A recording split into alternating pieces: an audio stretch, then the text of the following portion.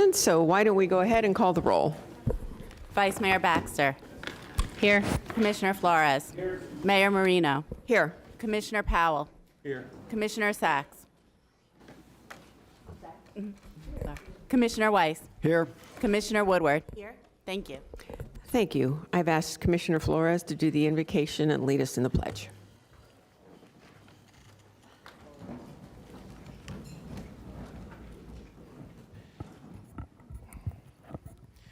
Before we get started, I'd like to have a moment of silence since we lost the Pope yesterday, regardless of your religion.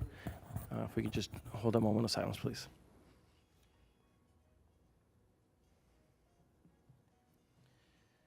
Dear God, we are thankful for this day that you have given us, for its blessings, its opportunities, its challenges. We pray for strength and guidance for each day as it comes, for each day's duties, for each day's problems. May we be challenged to give our best always, and may we be assured of your presence with us. Amen. I pledge allegiance to the flag of the United States of America and to the republic for which it stands, one nation, under God, indivisible, with liberty and justice for all.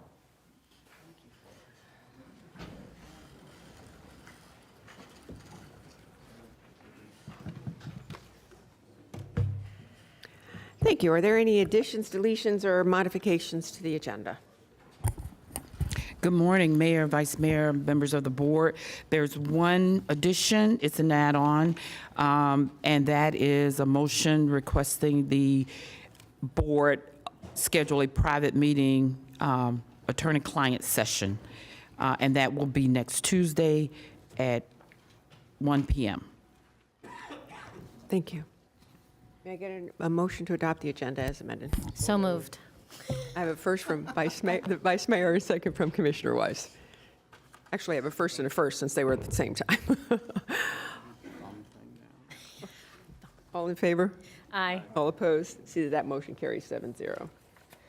Let's go on to the consent agenda, pages 2 and 3. Does anyone want to pull anything from consent? May I have a motion, please, to accept the consent agenda? So moved. Second. I have a first from the Vice Mayor, a second from Commissioner Woodward. All in favor? All Aye. opposed? See that that motion carries 7-0. We are now on to the regular agenda, starting on page 4. I need a motion to receive and file item 4A1, please. So moved. Second. Does anybody want a presentation? Yes. Okay. Where's Dorothy? Come on up.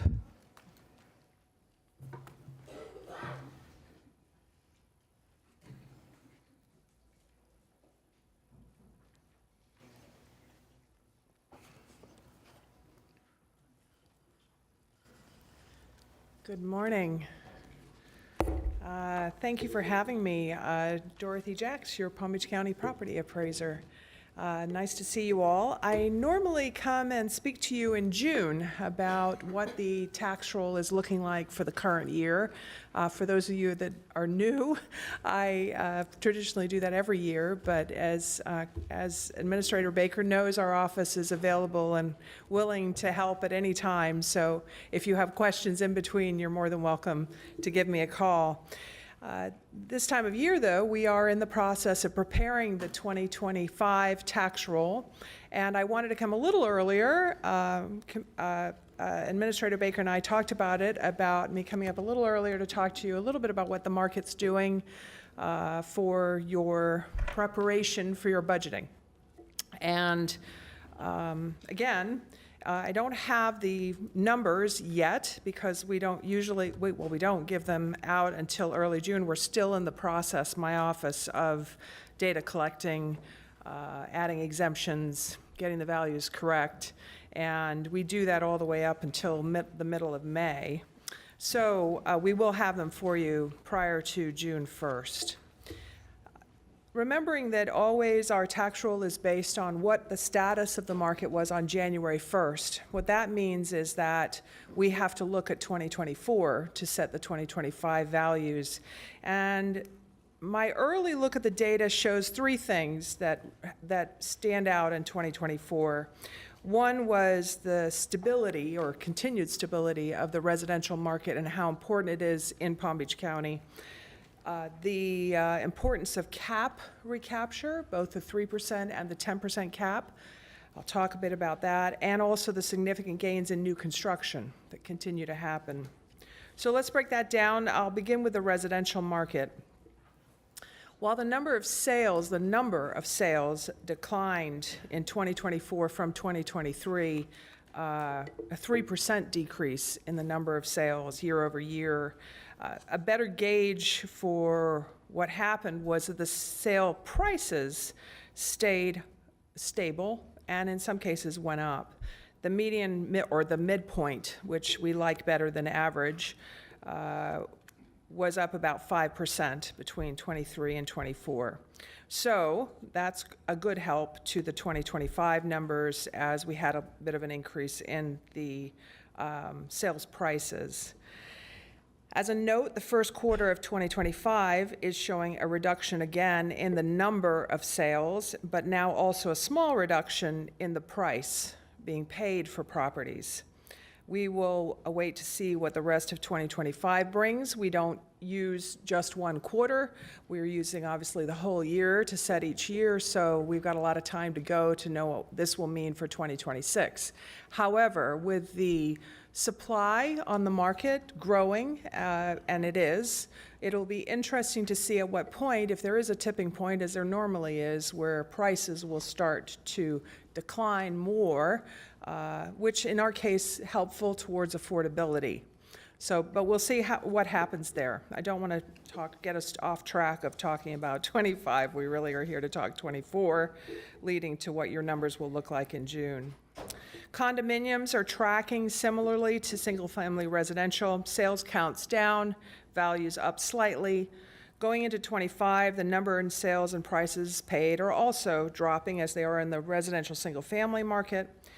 There is, of course, a lot happening around in the condominium space. However, I will caution that condominiums, like everything else, are all built over time at different times, and we have plenty of inventory that is newer than the inventory which there is concern about that has the engineering studies taking place on it now. So we are in good shape as far as our very large condominium market, meaning that not all of them are struggling with the issues around the engineering studies and so forth and what that's doing to their values. Of course, again, just to say, what is that doing to their values?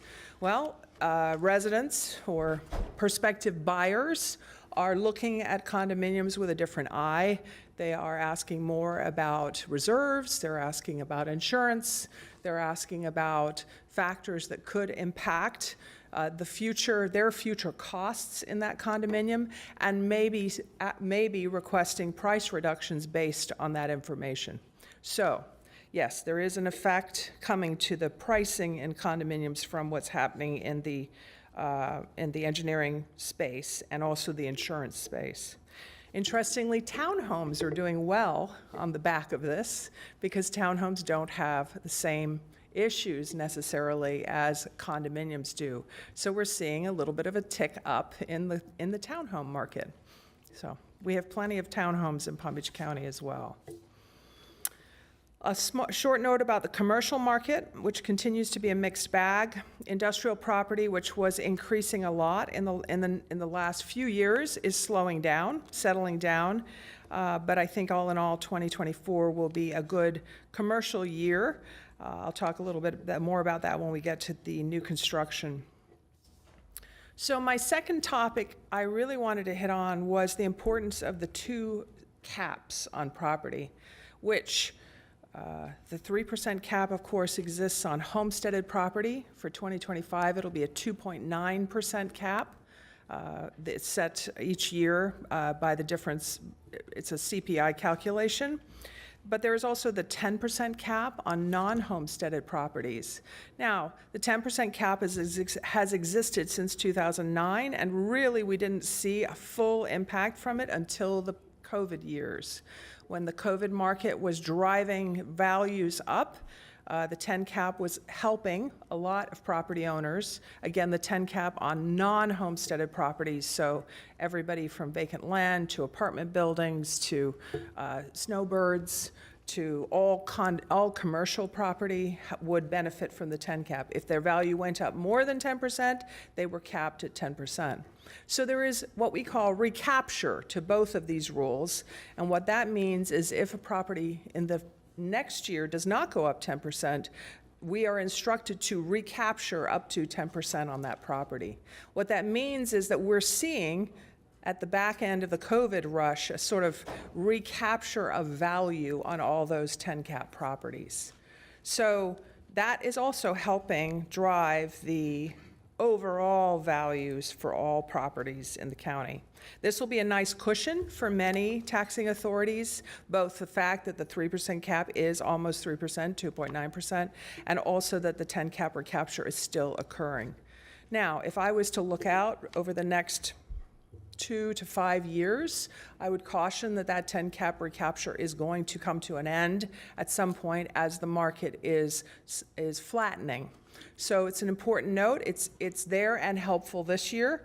I'm not sure it will be there and as helpful in the next 2 to 5 years.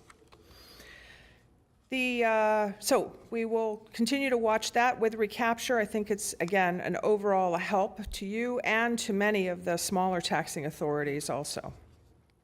So my third topic is new construction. Now, I was surprised in my many years here to see new construction top $5 billion in 2024, but it appears that we will also top $5 billion in 2025. So new construction is anything that was completed prior to January 1, 2025 is added to the 2025 tax roll.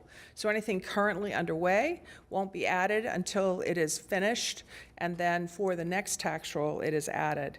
But we probably will see we're seeing right now a little over $5 billion in new construction. Much of the increase is in single-family homes, but as I mentioned about commercial property, 22 new multifamily apartment complexes were added this year. 22. So that's under the commercial property because, of course, it's apartments, so it becomes an income-producing property. And those 22 added close to $1 billion of that new construction. Just to break that down, the 22 complexes equal an additional 3,773 livable units, and that is just in the multifamily apartment space. In addition, we added 2,700 single-family homes to the roll, new homes. So those were completed by the end of last year. And almost, of those 2,700, almost half, a little under half, are in the unincorporated area. Also interesting. So a total of almost 6,500 new livable units added to the tax roll for 2025. New construction is also something that can change drastically from year to year, and new construction is, of course, also impacted by the broader market, the broader national market. So it's something that, again, it is useful to have, not necessarily the best thing to rely on, but I will also say that here in Palm Beach County, we still have a lot of land to build on, and also the cost of construction is rising, which causes the new construction values to rise because all of that new construction is being is better built, probably more solidly built. And so I suspect we'll see a continuation of these high new construction numbers over the next few years. And with that, that sort of concludes what I formally wanted to say. I'd love to answer some questions if you have any for me, and as always, thank you for your support of our office. Thank you. Commissioner Weiss does have his light on, and then Commissioner Sachs. Oh, thank you very much. Can I call you Dorothy? You can. Okay. Thank you very much, Dorothy. Just two questions for you. On the commercial side of it, how much of that is in CRAs, where that money is then, partitioned only for those CRAs and not to the benefit of the other taxing authorities? Well, I would not have thought a lot of it, surprisingly, because again, even when we think about the unincorporated area, there is only, I believe, one CRA in the unincorporated area, and much of the new construction, that's where it's occurring. While yes, there is certainly new construction happening in some of the downtown cores, I think overall, when you think about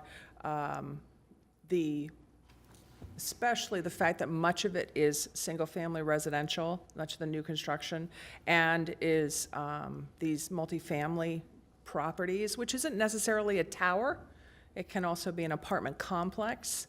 They're not occurring in CRAs, but we can get you the number, break it down for you a little further, absolutely, no problem.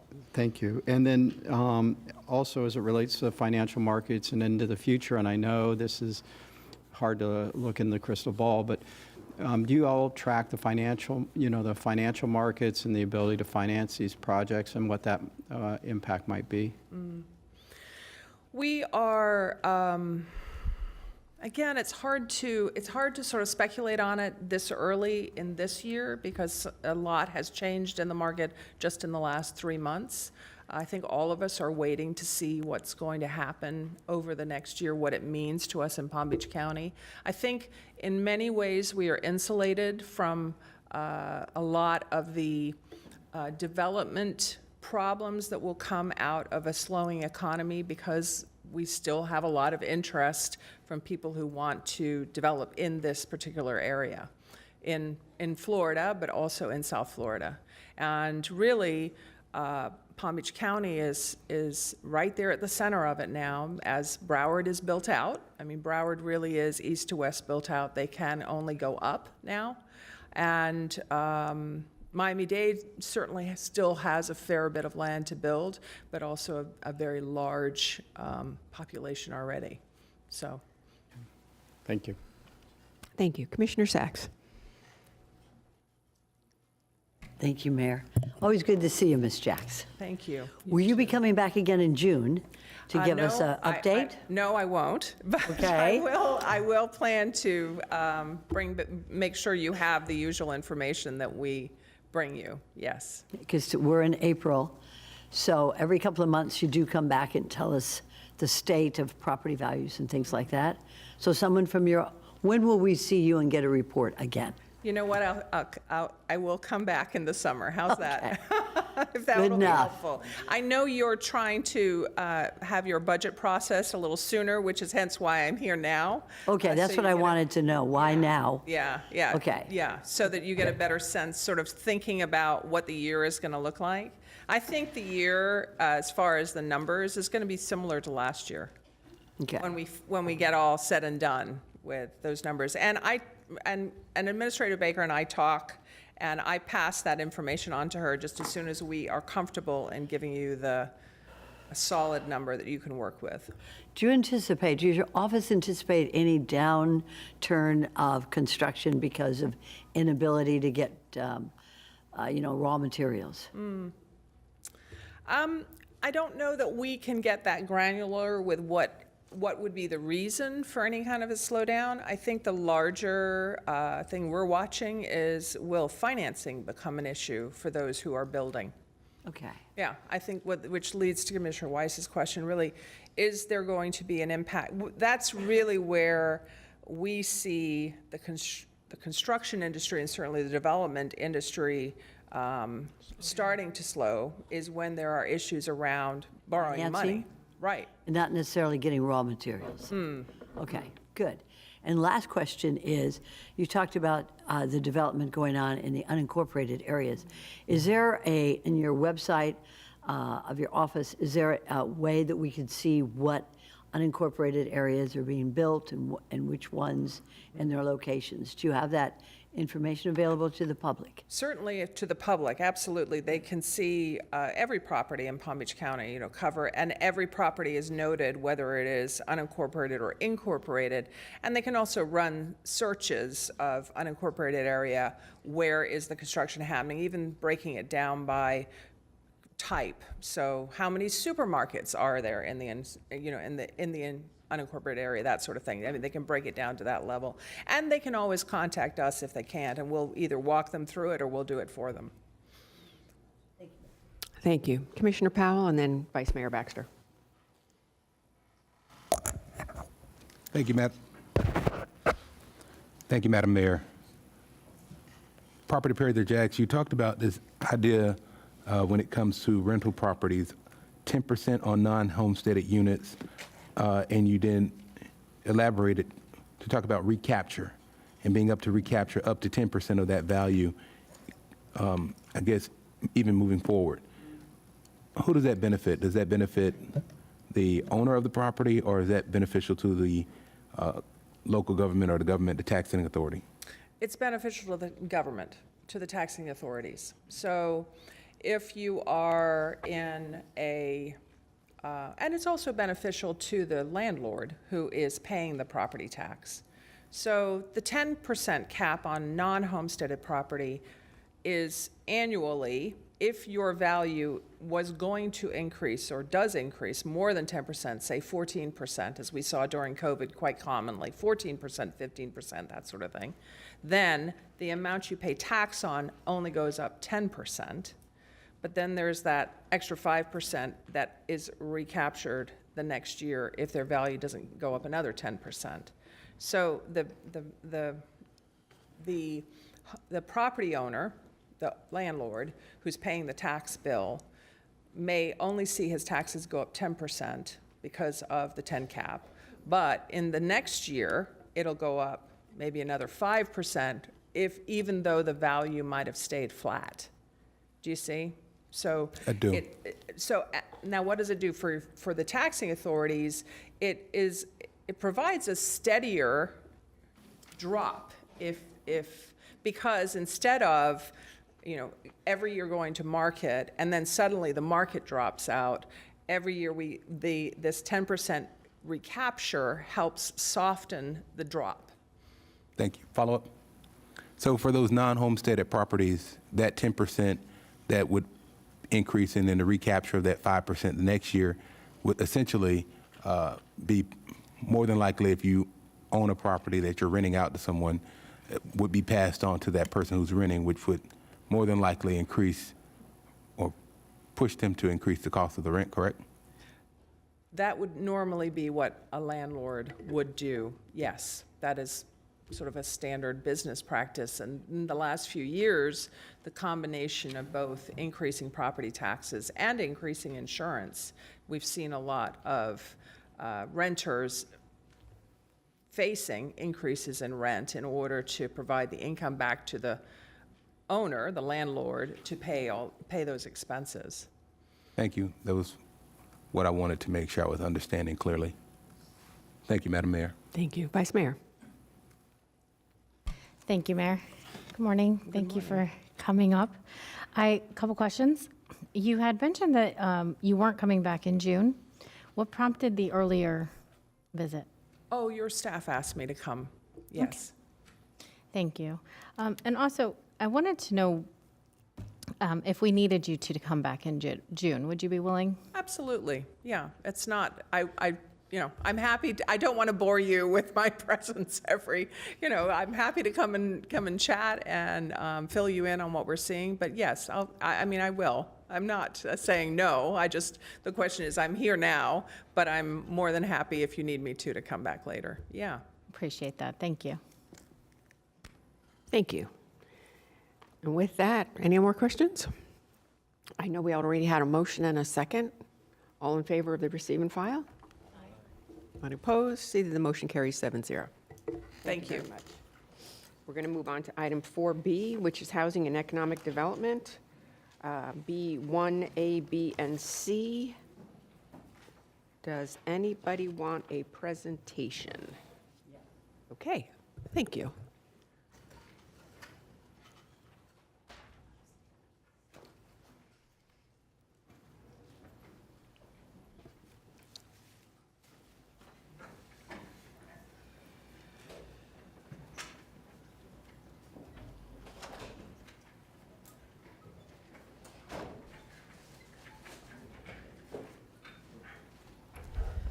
Good morning, Sherry Howard, Deputy Director of Department of Housing and Economic Development. We are here today to recommend approval of a $500,000 grant agreement from the Federal Home Loan Bank, Heirs Property Wealth Protection Fund grant. On October 22nd, the Department of Housing and Economic Development was authorized to apply for the grant. And in March, we were awarded that grant, that $500,000, and that was with the approval of the $500,000 match from the county. We are the grant recipient. We're going to be partnering with legal aid for project implementation. And when we were here at the board to get approval, we had delegated authority, but the grant agreement in itself contains indemnification language, which requires board approval. The county attorney's office determined that the risk is minimal to the county, so approval is recommended. I did leave for you up there a list of a large map of the census tracts that are eligible for these services. Without proper legal process, low to moderate income households experience roadblocks, preventing home equity from being passed down as property owners intend. It provides such services as creation of estate plans, wills, deeds, trusts, and other security agreements. And under the grant agreement that we applied for, all services must be 100% free of cost to property owners. Wonderful. Commissioner Woodward.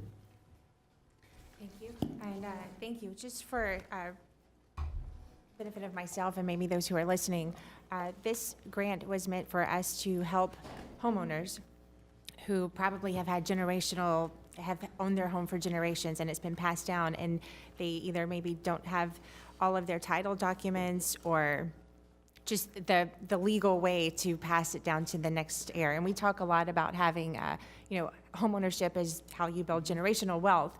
And there are a number of homes in our community that legally cannot pass that down and are at risk of, not being able to do so. And this will help them. Yes, and the qualifications are they have to be low to moderate income residents and be in those eligible census tracts as represented on those maps. So for us to be able to get that out to those who would qualify, what is going to be our marketing mechanism for that? We have a number of things. We're working with some of our department heads and with Legal Aid Society, have some presentations at some of the libraries, at our community centers, also talking to water utilities about, possible ways that we can help to distribute that information. So we're working with our own internal communities, plus we're working with the municipalities to get the word out. And adding to that, as we work with the municipalities, one of the things that we want to do is expand the reach of these dollars. So we're going to ask municipalities if they can also provide a local match, which would allow us to help more residents in their communities and to see which municipalities would like to help. Either way, we're going to help everyone that we can in the eligible census tract, but we just want to expand the reach of the program.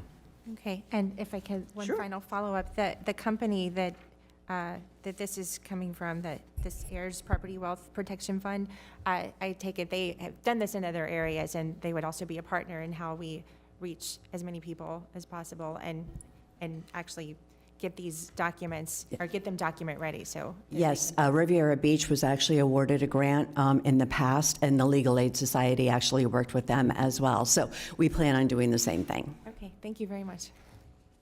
Thank you. Commissioner Weiss and then Commissioner Sachs. Do you all have any idea of the number of properties that potentially would benefit from this? We do know that there was a great demand when Riviera Beach was doing it. We know that there's also partners that we've worked with in Delray Beach that have had those issues as well. So we know that there is a number of. But you don't know how many? Do you know how many, Alan? Good morning. Good morning. Good morning.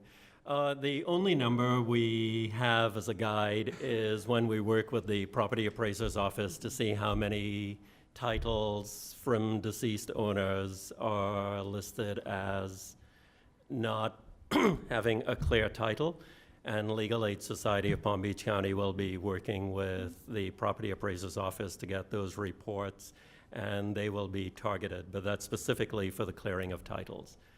Okay, that makes sense to actually run the report, find the impacted titles, and rather than blasting this out to the entire community and people who don't have title issues, it would make sense to try and target your marketing directly to them. So that was, and also to try and understand, how many are impacted, to get a sense of, how many properties we're going to be able to help, or, do we have any idea what it costs to help clear these titles? And Yes, Legal Aid Society has provided a cost for each of the services that we have listed: clearing of titles, estate plans, wills, deeds, et cetera. And based on we were awarded the maximum amount of $500,000 with an equal match from the county. And based on that budget, we developed the numbers that we're targeting to serve within Palm Beach County. and what's that number? For estate plans, wills, et cetera, we're looking at about 890 beneficiaries. And for the clearing of titles, we're looking at 105 approximately. Okay. All right, thank you. Thank you. Commissioner Sacks? Thank you, Mayor. Do we pay the Legal Aid Society for this, Mr. Brown? Yes, ma'am. Legal Aid will be our partner providing the services. Okay, so we're paying them to do this. Yes, How ma'am. much are we paying Legal Aid Society to give us a list of property titles that need to be, so should we say funded? I'll defer to Alan on the cost, but they're going to provide a list, but they're also doing the work. So it's not I just. like lawyers at work. Yeah, they're going to be the ones clearing So I titles, just want to know how doing much our wills. Legal Aid Society, because as lawyers, we give to the Legal Aid Society, we volunteer time, and so how much are we, who do I ask? Alan, how much? Approximately $850,000, and I can get you the specific numbers. Budgeted. $850,000? Yes, because they're actually going to be doing the estate planning, the clearing of titles. They're going to be doing all of the documentation on behalf of the prospective homeowners that require that are in need of these services. This is in addition to the $500,000? No. This is what? The funding provided. Because we give $500,000 to match the 500,000, or am I reading this incorrectly? The bank gives 500, the county gives 500,000. Correct. Okay. 850,000 comes from? That $1 million that you just referenced. So the 500 from the county, 500 from Federal Home Loan Bank, that $1 million legal Bank aid is. Atlanta. Yes, ma'am. Thank you, Bank Atlanta, for helping Palm Beach. And I just want to know where the money is coming from to pay legal aid, $850,000. Where's that money coming from? It's coming from the combined total of the million from the $500,000 from the county and the $500,000 from the bank. So there's a pool of $1 million between those two, and that $850 is coming from that pool of dollars. So the Bank Atlanta's also paid our lawyers, or at least Legal Aid Society, not our lawyers, to do this. Okay. I noticed that is this only, Mr. Brown, for homeowners? Could this be for family farms? It is only for homeowners. Okay. Do we have any recourse to help family farms keep that title in the family? Not through this program. If the board wants to establish a program to do that, then that's something we can look at. But this program, this grant is specific in use. Okay. Okay. So we don't have anything to help generations keep their farms, because I noticed none of this is in the ag reserve that I can see, and I can see it. It's not in the ag reserve, nor is it referencing family farms to keep it within the family for generations. So this program does not do that. Do we have a program that does that, Mr. Brown? I am not aware of a program through Housing and Economic Development that does that. Okay. Thank you, sir. Thank you very much for the report. Administrator Baker. Commissioner Sacks, I will ask staff to look for grants and other programs that are out there that specifically addresses farms. We have a farm bureau that we can also reach out to and speak with them and bring Thank that you. information back to you. Thank you so much, Ms. Baker, because I am going to be meeting with the Farm Bureau next week, and I think that since one of the big budget increases in our state of Florida, as well as Palm Beach, is agriculture. And it would be nice if we had some recourse for our family farms, and we have many here since the 1920s. So I appreciate the work that you can help me with, and I'll be meeting with Farm Bureau next week. Thank you very much. Thanks, Ms. Baker. And just to reiterate, this program is our way of taking the burden of the cost of what the homeowner would have to be paying. So this is a free service to them. As your last line says, all services must be 100% free. So thank you for our investment of $500 for Atlanta Bank, Loan Bank of Atlanta for their $500,000, and hopefully we can keep, as you said, close to 1,000 people still in their homes. So, any other questions? Did we do a motion in a second yet? Okay, we have a motion from Commissioner Weiss, a second from Vice Mayor. That would be for items B. Can we take these together, Attorney Kaufman? That would be for items B1, A, B, and C. Okay, all in favor? Aye. All opposed? See that motion carries 7-0. Thank you very much. Okay, now we're going to have a shuffle up and deal.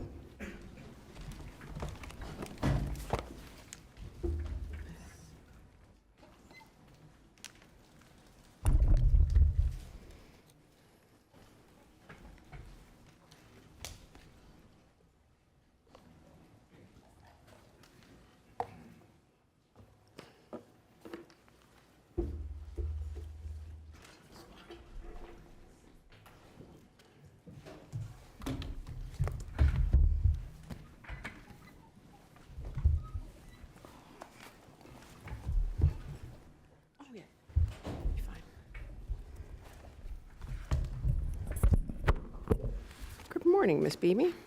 Good morning. How are you today?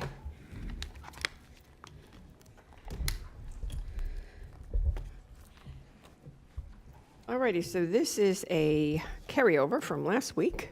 Yes. And how would you like to start? How would you like to start? Just good morning, Mayor, members of the Board of County Commissioners. At the April 8th, 2025 meeting, the board postponed the award of the food, beverage, and retail concession agreement at the Palm Beach International Airport for Package 2. In order to provide the opportunity to consider the award of the concession packages at the same meeting, and to provide the board with the opportunity to review the proposals submitted by the first and second proposers for each package. Because agenda items 4C1 and 4C2 are related, and to avoid repetition of the same information, the department will be presenting a combined presentation for both packages.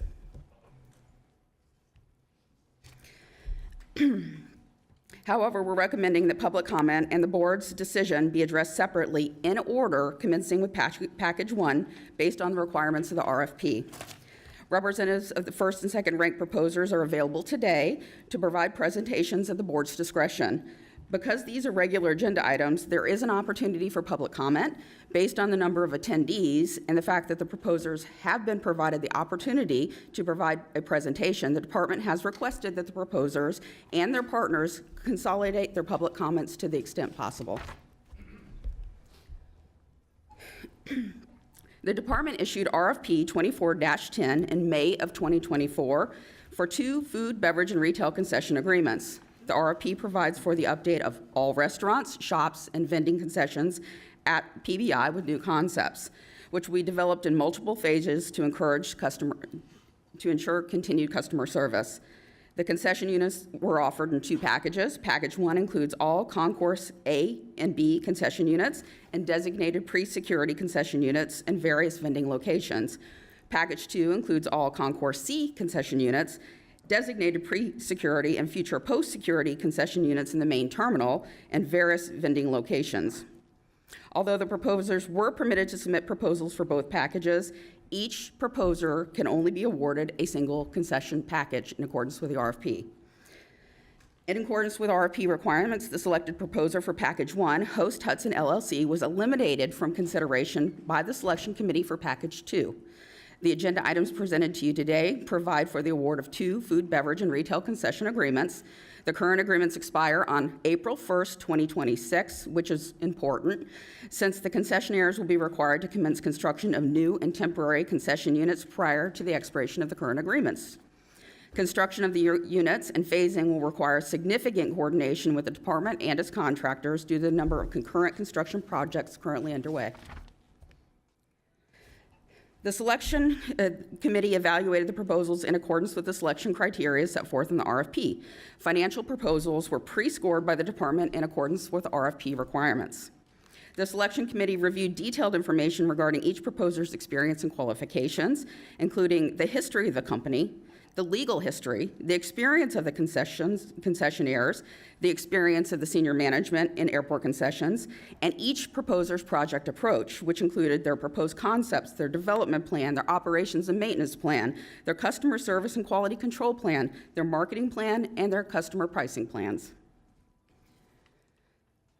The RFP provides that the county, in its sole and absolute discretion, shall have the right to reject any and all proposals, as well as parts of any and all proposals, to commence a new solicitation process, to postpone or cancel the RFP process, and the right to reject any proposal prior to award.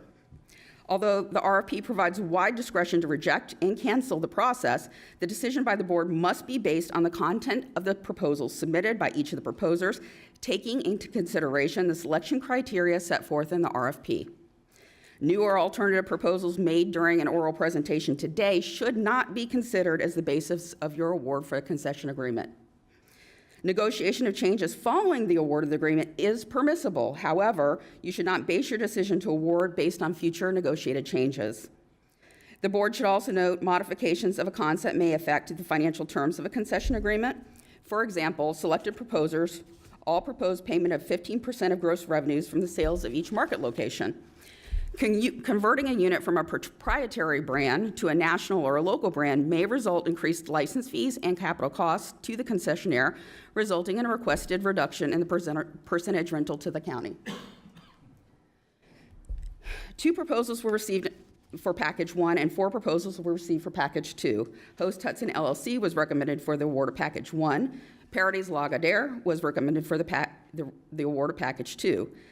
As the selected proposer for Package 1, Host Hudson was eliminated from consideration for Package 2 in accordance with the requirements of the RFP. The Department of Airports is recommending the approval of the food, beverage, and retail concession agreements in accordance with the selection committee's recommendations.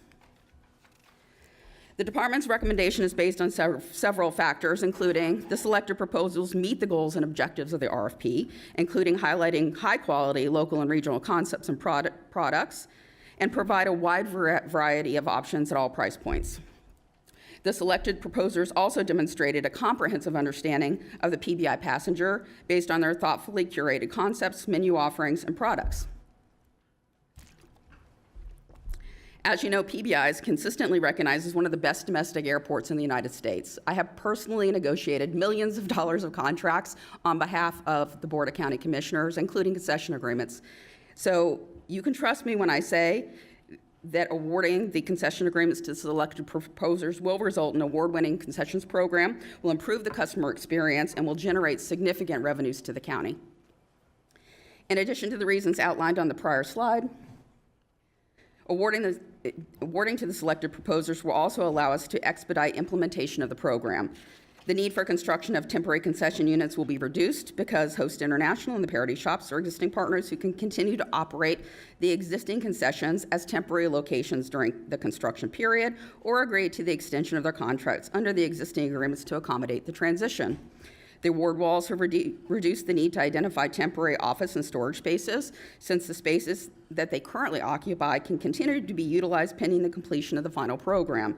This is significant because we're currently space constrained based on the number of ongoing construction projects that we have going on in the terminal.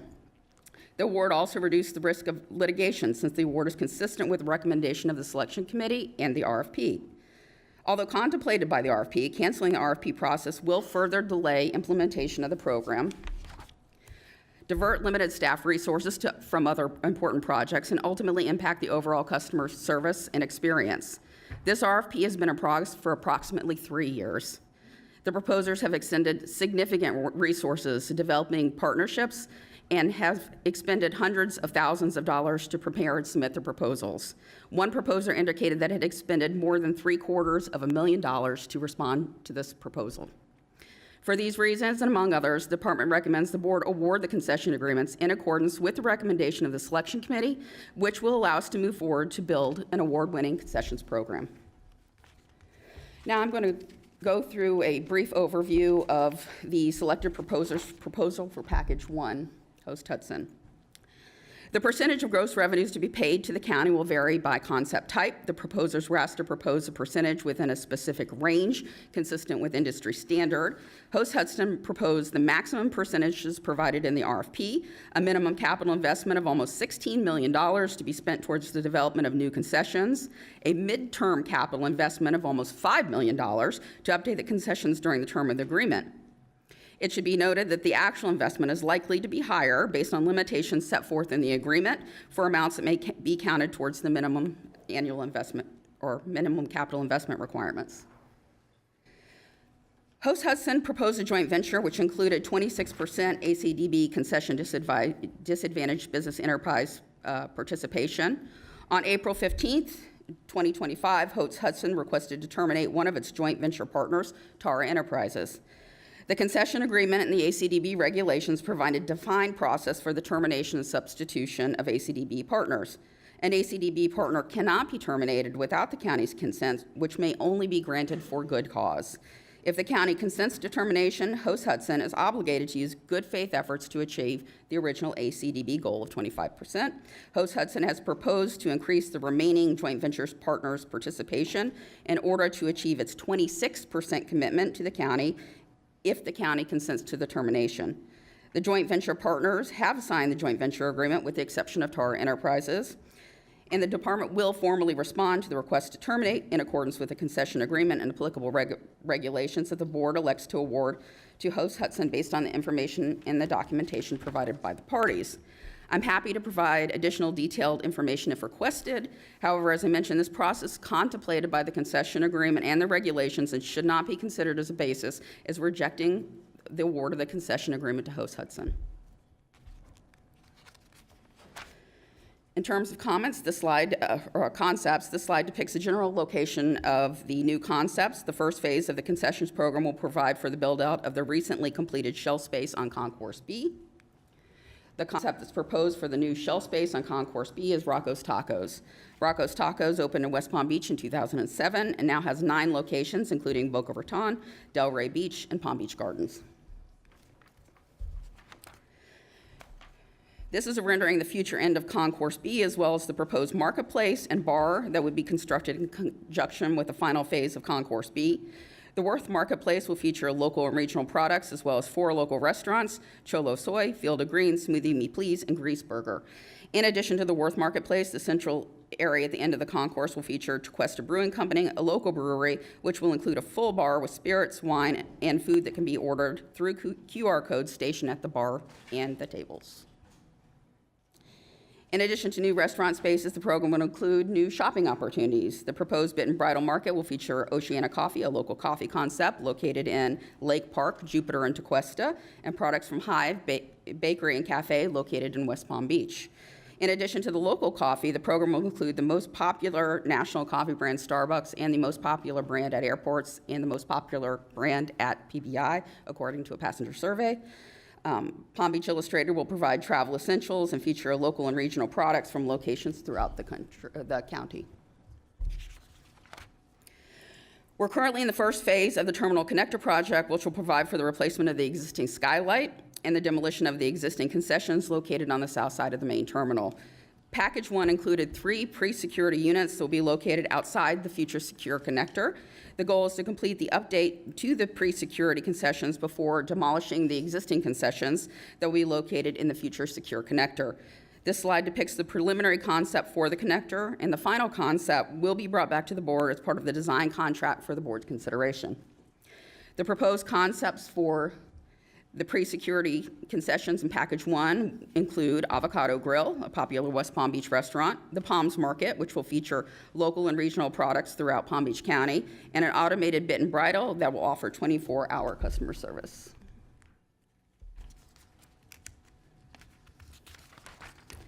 Now I'm going to move on to Package 2. Parodies as the selected proposer for Package 2 also proposed the maximum percentage provided for in the RFP, a minimum capital investment of almost $15 million, and a midterm capital investment of almost $5 million. As I indicated earlier, the actual anticipated investment will be more than the minimum capital investment required by the agreement. Parodies has also proposed a joint venture, which includes 25% ACDB participation. The joint venture agreement provides for 5% participation by Tito Enterprises, a current joint venture partner, and 25% participation by SMP Concessions, a new joint venture partner.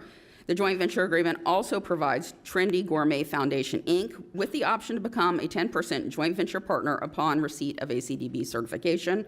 If exercised, Trendy Gourmet will become a 10% JV partner, and SMP Concessions participation would be reduced by 10%. This slide depicts the general location of the new concepts.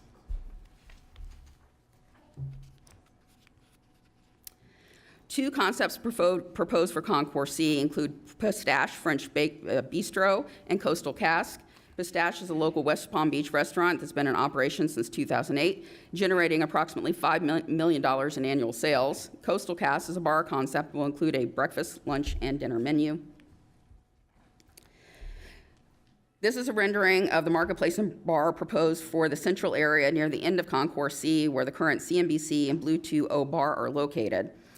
The proposed Verde Market will feature Pump House Coffee, a local coffee sold in Jupiter and West Palm Beach, and grab-and-go items from Panachery, a local bakery and cafe. In addition to the Verde Market, the concession unit will include a Vino Volo, which is one of the most popular airport bars in the industry, featuring wine, cocktails, craft beers, and small plates.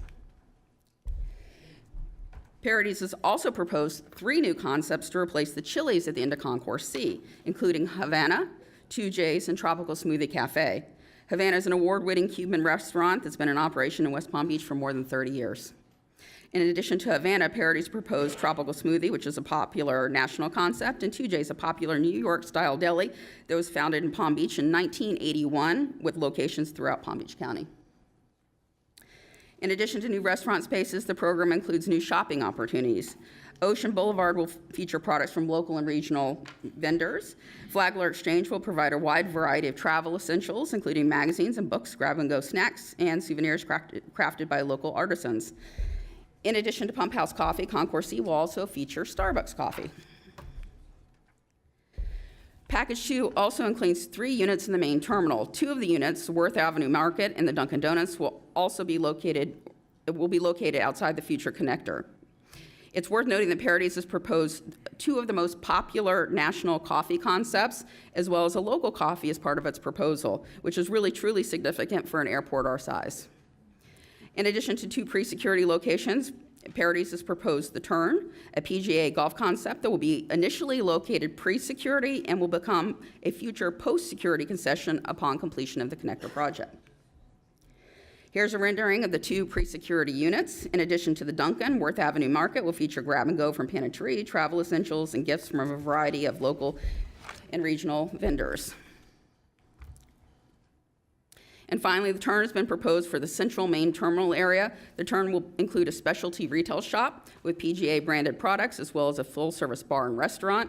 The Turn will also feature a full swing golf simulator, but will allow passengers to play on 84 world-class golf courses, including the PGA National, which is the home of the Cognizant Classic. Representatives of the proposers are currently in the audience and are prepared to make 10-minute presentations. Presentations by the proposers are at the board's discretion. However, if the board is not inclined to award the concession agreements in accordance with the recommendation of the selection committee, it is strongly recommended that the board hear presentations by the first and second ranked proposers prior to rendering its final decision. If the board decides to hear oral presentations, the first presentation would be provided by host Hudson as the selected proposer for package 1, followed by SSP America as the second-ranked proposer. After presentations for package 1, Parodies Lagardère will present as the selected proposer for package 2, followed by SSP America as the second-ranked proposer. And as an alternative, SSP America has also provided a consolidated presentation for both packages, which may be presented at the board's discretion. After the presentations, we would recommend that the board members move forward with public comment on package 1. Thank you. How many cards do we have for package 1? 14. Okay. We are going to consolidate those cards. If you're in support of one, please just say we're in support. We're going to give you 2 minutes each, but I would caution you to take less time than that if you can. Laura, one quick question. Has anything from the proposers, has anything changed? In terms of? People that they're going to include in their packages or anything of that nature? And if there is a change, how does that affect us financially? So I am not aware. So our recommendation is that the board award based on the proposed packages. Any change that's made would be at the direction of the board, subject to negotiation by the department. So you should not consider as part of your decision today future changes to the agreement. However, it is permissible for us to negotiate future changes to the agreement. So what you should be presented today is the packages that were originally proposed. Okay. That's not to say that you may not hear alternative proposals today or a offer to negotiate future changes. And legally, we can't tell them who to put in their package? No, you cannot. Okay. Just, we want to make sure that we're in the guidelines of where we're supposed to be. Litigation is not a fun thing. I think we have, when there was a presentation done to us a couple years ago and we changed, we did not take the recommendations. We are still in a lawsuit, and I think that's 3 years ago. So I'm just putting that out there. And you did on page 8 talk about litigation. Did we have any proposers that protested? No. Okay.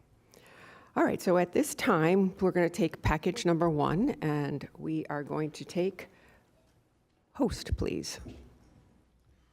So that will be host Hudson.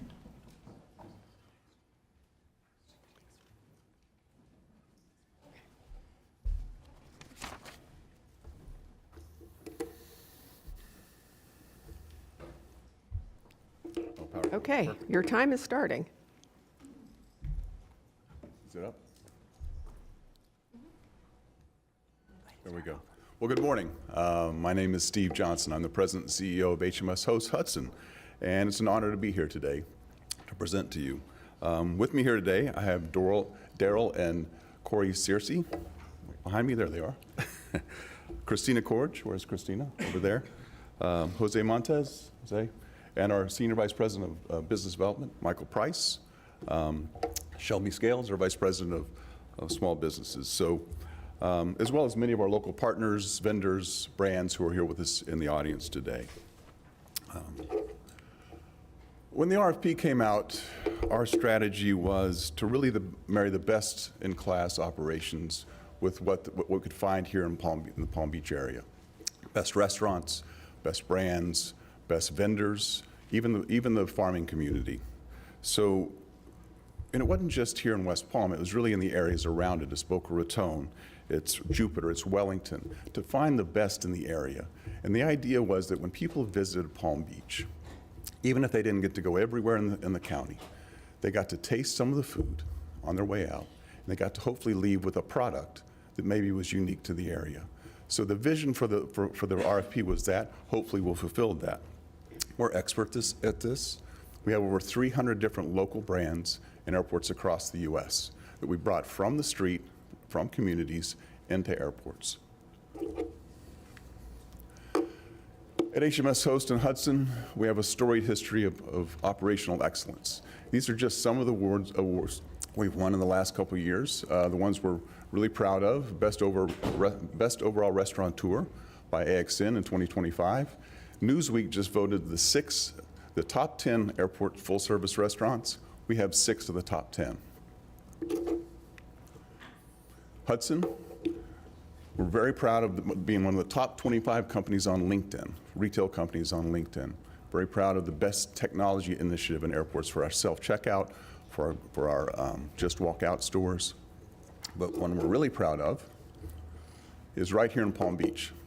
In 2024, the #1 airport bar in the country was Blue 2O, right here in the city. So I think hopefully you're going to see in the presentation today that we fulfilled your vision. We brought the best of Palm Beach. And from here, I'm going to turn it over to Mike Price, have Mike walk us through it. All right. Got one in the middle here? Yep. All right, thank you. As Steve said, Michael Price, Senior Vice President. I'm going to walk through, I wanted everybody to kind of see the brands that we brought. This is for Package 1 and Package 2, so it's not specific, but just that when we received the RFP, immediately went into the market to work with all of the best of the brands, and that's throughout the county. We didn't limit it, and because we heard the discussion a couple weeks ago. Next, I'm going to walk through, we also did the same thing with the vendors. As Laura shared, the different vendors that we're working with here locally, these are just some of the vendors that we have with us. Local farms, working with Bowman Family Farms, Penrose Farms. Today is obviously Earth Day, so Jody Swank with Swank Specialty Produce could not be here today. Worth Family Farms, if not familiar, they produce the star fruit. So that'll be in one of our specialty cocktails. It's kind of geared around that, called Worth the Wait. Starting here, kind of in the main terminal. Checking the time. What I've done is I've kind of put, as Laura, Director Beebe shared, we were not scored for Package 2, but as I kind of walk through the locations, I wanted to share with the commissioners kind of how we laid out the airport. But here we have, in the dark blue, is the Package 2. So if we'll look at that light green, that's going to be Package 1, which is the one we were selected for to move forward with, or at least recommended by the selection committee. Here is Director Beebe shared, Avocado Grill, and the Palms Market. And those will remain pre-security after the reconfiguration of the airport. Next, as we move down Concourse B, as I said, the airport asked for alternates. So we've listed those here, but as we walk through, Bit and Bridle, which is a proprietary concept, but kind of a nod to the horsing community here within Palm Beach to give that feel, that sense of place. Travel down the concourse, some of the different shopping that you'll be able to see with the Estee Lauder brand family there. The Palm Beach Illustrated, which is the magazine here. I think they're going to speak a little bit later during the comment period. But again, to bring that sense of place, as we looked at some of the different markets, how we kind of convey that, it was important to us to bring an actual magazine presence across. Obviously, Rocco's Tacos, and Rocco is here with us today. Iconic, started in downtown, but of course is now, I'd call it a regional brand, on its way to being a national brand. The alternate there was 2J's. Down at the end, took West Brewing Company. As Director Beebe shared, we currently operate in the airport. There is currently construction undergoing. To work with the airport, we brought in a local bar kiosk to be able to put it in there because we were closing one of the existing locations, willing to do that. Flights are being transferred down to Concourse A, so we brought in a temporary operation down there for the market to serve the passengers. So certainly as we go forward, we're flexible. We have the ability to be able to do that, to bring in other concepts. So we'll do that.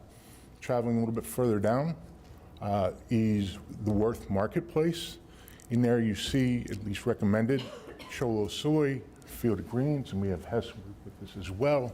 And of course, Smoothie Me Please from Riviera Beach. We have Ashley here with us, and Grease Burger. And again, the bar at the end will be the Tequesta Brewing. So we've really tried to make sure that we have a very, very diverse across the county representation of the different concepts. since I have a few minutes left, I'll kind of walk through, that's Concourse C, which we're not talking about, walk you through some of the renderings so you can kind of see the visuals and really get the sense of place, because that was important to us. Avocado Grill, again, this is located pre-security. The Palms Market, again, you see the local product, the Palm Beach favorites on the left-hand side, as well as on the back of the store, really open, and it's really intended, the design is to reflect the area so that you can see it as you walk through. Bit and Bridle, and again, that's the nod to, you kind of see the barn type of construction there. Starbucks, I think originally when we brought Starbucks 20 years ago here, Steve, I think the original question, not where is Starbucks, but maybe what is Starbucks, but of course it's grown into what it is today.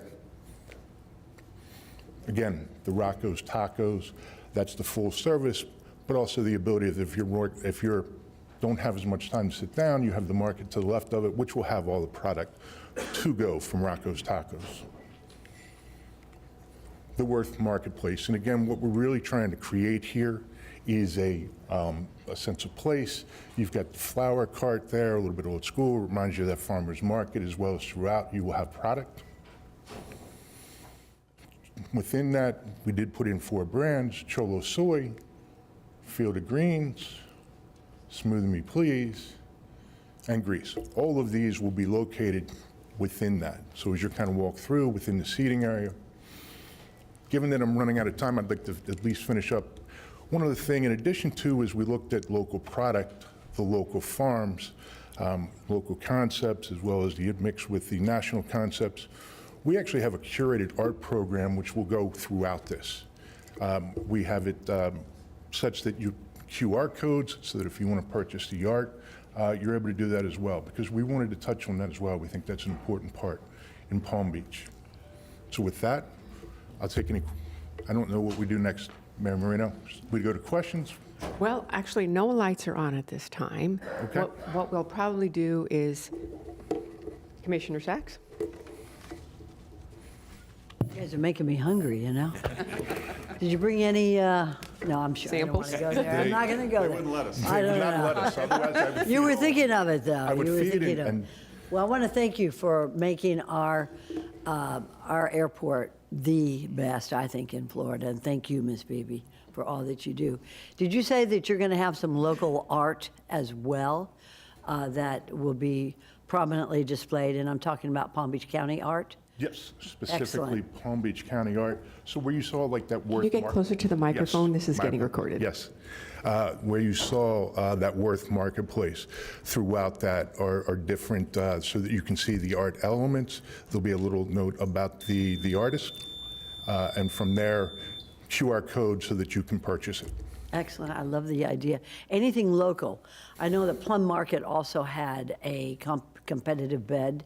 I don't know what happened with that, but I do want to say this. I met with every vendor who wanted to compete. And what I'm interested in is local. When I go to San Francisco Airport, I can buy sourdough bread. Right? Yes.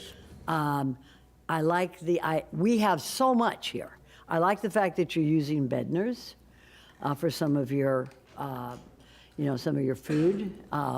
It's a good family-owned farm here in Swank that also produces and retails a lot. So whatever you can do to commit to local, one, I think it's good for our people, which is what we're here for. And two, it's good to really show PBI as a boutique hotel, which it is. And I think that you can't get anything better than Palm Beach local. So with that commitment, I appreciate your presentation. We have that commitment, and if I may, you mentioned Plum Market. We actually bid Plum Market in Package 2. Now, we were recommended for Package 1, but we are in a partnership with Plum Market, and we have a relationship. So I would leave that out there and not present something that wasn't put in the RFP, but we certainly brought them forward in Package 2. Once we were selected for Package 1, our proposal was not reviewed for Package 2. But to your point, excellent brand, love the idea of what they do. I think Commissioner Weiss, you mentioned that you'd visit the location in Dallas. And we have 3 of them, but that was one of our units that you visited. So thank you for that. Excellent. Thank you, sir. Thank you, Mayor. Commissioner Woodward. Thank you. I think my first question would be for staff on, as far as questions for them. In the bid proposal, they have a number of alternates that are part of it. Is this where we would discuss their alternates that are listed, or? You certainly can. The selection committee actually reviewed the alternates and the primary concepts that were provided and made the recommendation to change one of the concepts. It was the PB, I believe it was PB barbecue, to the grease burger. So we do have the opportunity to modify concepts based on the alternates that were proposed. The agreement gives us full flexibility to change the concepts, the locations, the square footages. So if you prefer one of the alternative concepts, that's certainly something that we could include as part of the award of the agreement. Okay, well, I don't know if this is the time to get into that discussion, but I know for one of the alternates, you have Kapow listed. It's a restaurant that I know well, and I think it would be a good breakup for some of what else is listed here. The concern that I have, and this is going to be across the board with every applicant, so you're just going first. I went through the menus that were listed, and for anyone that doesn't know, I'm kind of a pain when you have to go eat with me. I can't have dairy, and pretty strictly vegan, but I will eat, fish or eggs if I have to because I need to have food. But dairy is a big problem for me.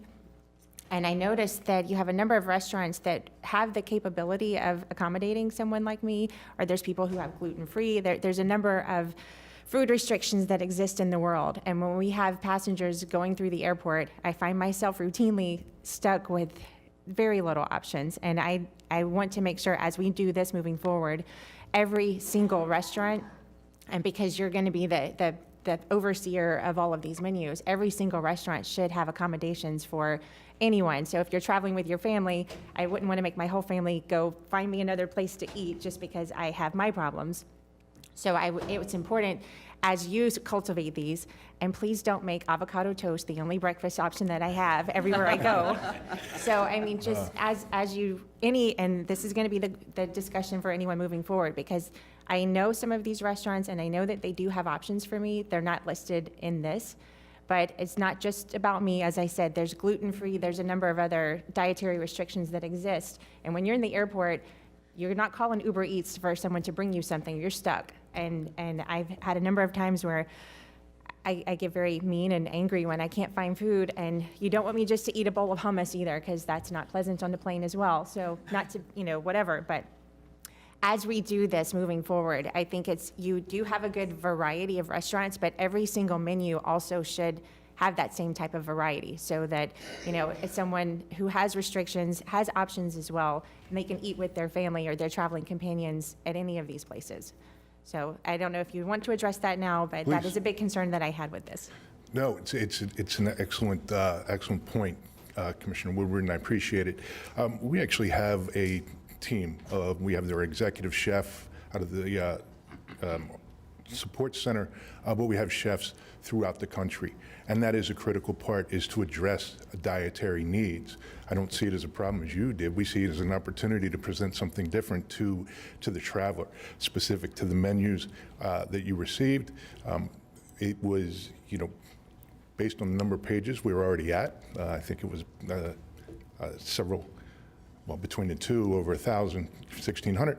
But we do have menu items, and we do denote where it is gluten-free, where it is vegan, where it is vegetarian.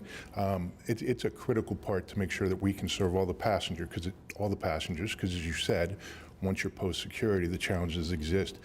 So we certainly do address that. Steve, did I miss anything on that? No, I think you hit it. Okay. Yes, we'll be committed to having that for you within the menus. Thank you. Vice Mayor Baxter. Good morning. Good morning. I had a couple questions actually for staff. What are the square footages, the differences between the Concourse B versus Concourse C? Were there really any big differences in the packages that could potentially be awarded? I don't know that I can talk to the specific square footages because the square footages may vary based on the final design. I guess It what I really want to was- know more is the availability of usable space for them to put vendors in. Concourse B will end up at the end to be a larger location because of the expansion at the end of Concourse B. It will have elevated ceilings, it's going to have more space. When Concourse B is expanded, we're expanding on both sides rather than just on one side, which was done on Concourse C. So Concourse C will be a little bit more restricted. However, the Concourse C package includes the central area of the main terminal where that turn location would be, which has additional space as well. There will also be additional concession opportunities that'll be available in the future as a result of that connector project. But right now, we're a bit space constrained, and ultimately, the decision on the packages came down to the location of the storage spaces. We have limited spaces underneath the terminals for storage of products and other items, offices. So the most feasible way to break the packages down were based on concourse because of the location of the storage spaces. You cannot require the vendors to share storage spaces. Follow up. And so Host was awarded package 1, I believe, correct? Selected, yes. Or selected by the committee so far, and we're deciding if we want to stick That's with that. correct. Now, package 2, which is Concourse C. Yes. Which includes that middle area, they would have then been eliminated from the ability to get package 2? So the way the RP was structured, you could not be awarded both packages. You could only be awarded package 1 or package 2. So the selected proposer for package 1 was eliminated from consideration by the selection committee for package 2. However, the selection committee was required to review both packages and to hear presentations on both packages. The committee ultimately decided that package 1 that Host Hudson submitted was a stronger package. It did not mean that package 2 submitted by Host Hudson was deficient in any way or would not have been ranked highly had it been reviewed. So the primary issue with awarding package 2 is that you need to take into consideration that Host Hudson was eliminated from consideration by the selection committee for package 2 because of the RFP requirements, nothing to do with their actual proposal.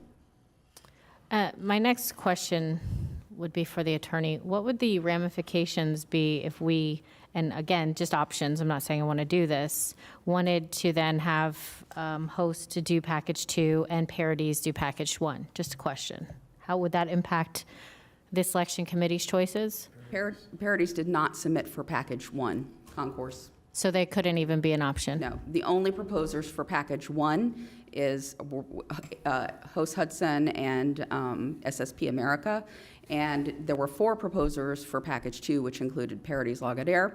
Package 1, I'm going to admit, is financially more challenging because of all the construction that's going on in the concourses. Some of the concessions will not be open for approximately 2.5 to 3 years because of the construction at the end of the concourse. So I believe that did result in some concessionaires electing not to propose on that package.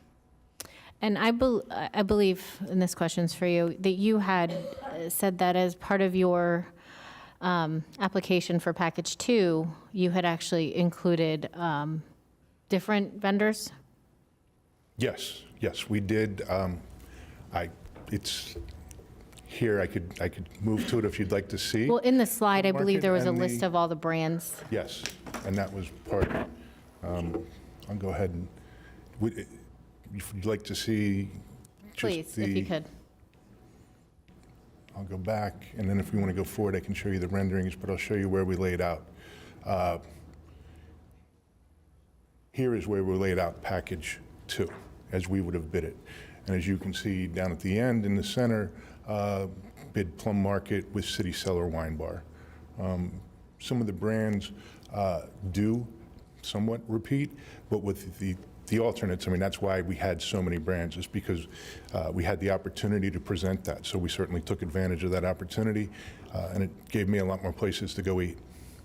Well, I definitely like the brands you selected for the package 2. And so I guess I'll wait to hear from my fellow commissioners, but thank you for presenting. Thank you. Commissioner Powell and then Commissioner Weiss. Thank you, Madam Mayor. Excuse me. I don't know if this is a question for staff or for the presenters yet, but when you started talking earlier with regard to the ACBDE programs in both Package 1 and Package 2, both that were presented, it seems like they're not complete totally. I know Package 2 indicated that in the ACBDE program, there's a 20%, there's a 5%, there's 75% with the option to include or to increase that to 10% based on conditions. And then in Package 1, the indication of one partner not signing and the potential changes. And then you also indicated our vote today, it's not based on what could be potential changes. I don't know if that's you who would explain that, or both the presenters for Packages 1 and 2 would present that. So I'll just clarify for Package 1, Host Hudson proposed proposed 26% ACDB participation, which included, I believe, 4 partners.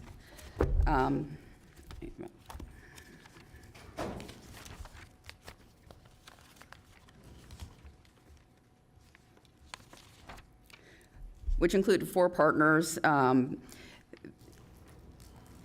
As a result of some requested changes to the joint venture agreement between HMS or Host Hudson and Tar Enterprises, it's my understanding that the partners have reached impasse.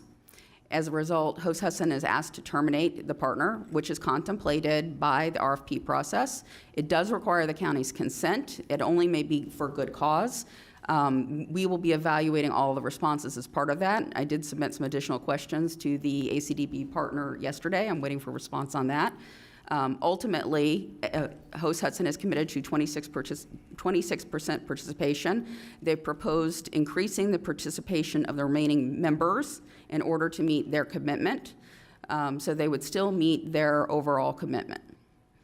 However, this shouldn't be a basis of your decision not to move forward with the selection of Host Hudson, because they are achieving their commitment, and the process is contemplated under the regulations and under the concession agreement. There is a process. This does occur from time to time.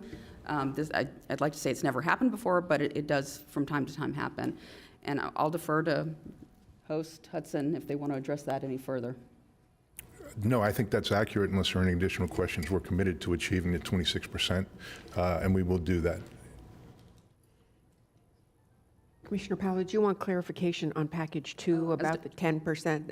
It was 20, and then it was, I think what was going to happen, it was going to be divided 10 and 10. Is that correct? So basically, what they agreed to is to initially 2 joint venture partners. One of the partners, Trendy Gourmet, was not certified at the time the proposal was submitted. So her participation could not be counted towards the ACDBE goal. The joint venture agreement said, and all of the partners agreed, that in the event Trendy Gourmet receives certification, that one of the partners agrees to reduce its participation to 10% and to provide 10% to Trendy Gourmet for a total of 25%. So it's not an increase of 10%, it's maintaining it at their committed 25%, but it is an agreement that was agreed amongst all of the partners, and they have signed the joint venture agreement. That clarify? Any more questions, Commissioner Powell? No. Okay. Commissioner Weiss, and then Vice Mayor Baxter. Yep. In the same vein, a question that Commissioner Woodward asked on behalf of my community, are you all going to be offering kosher items, and where, which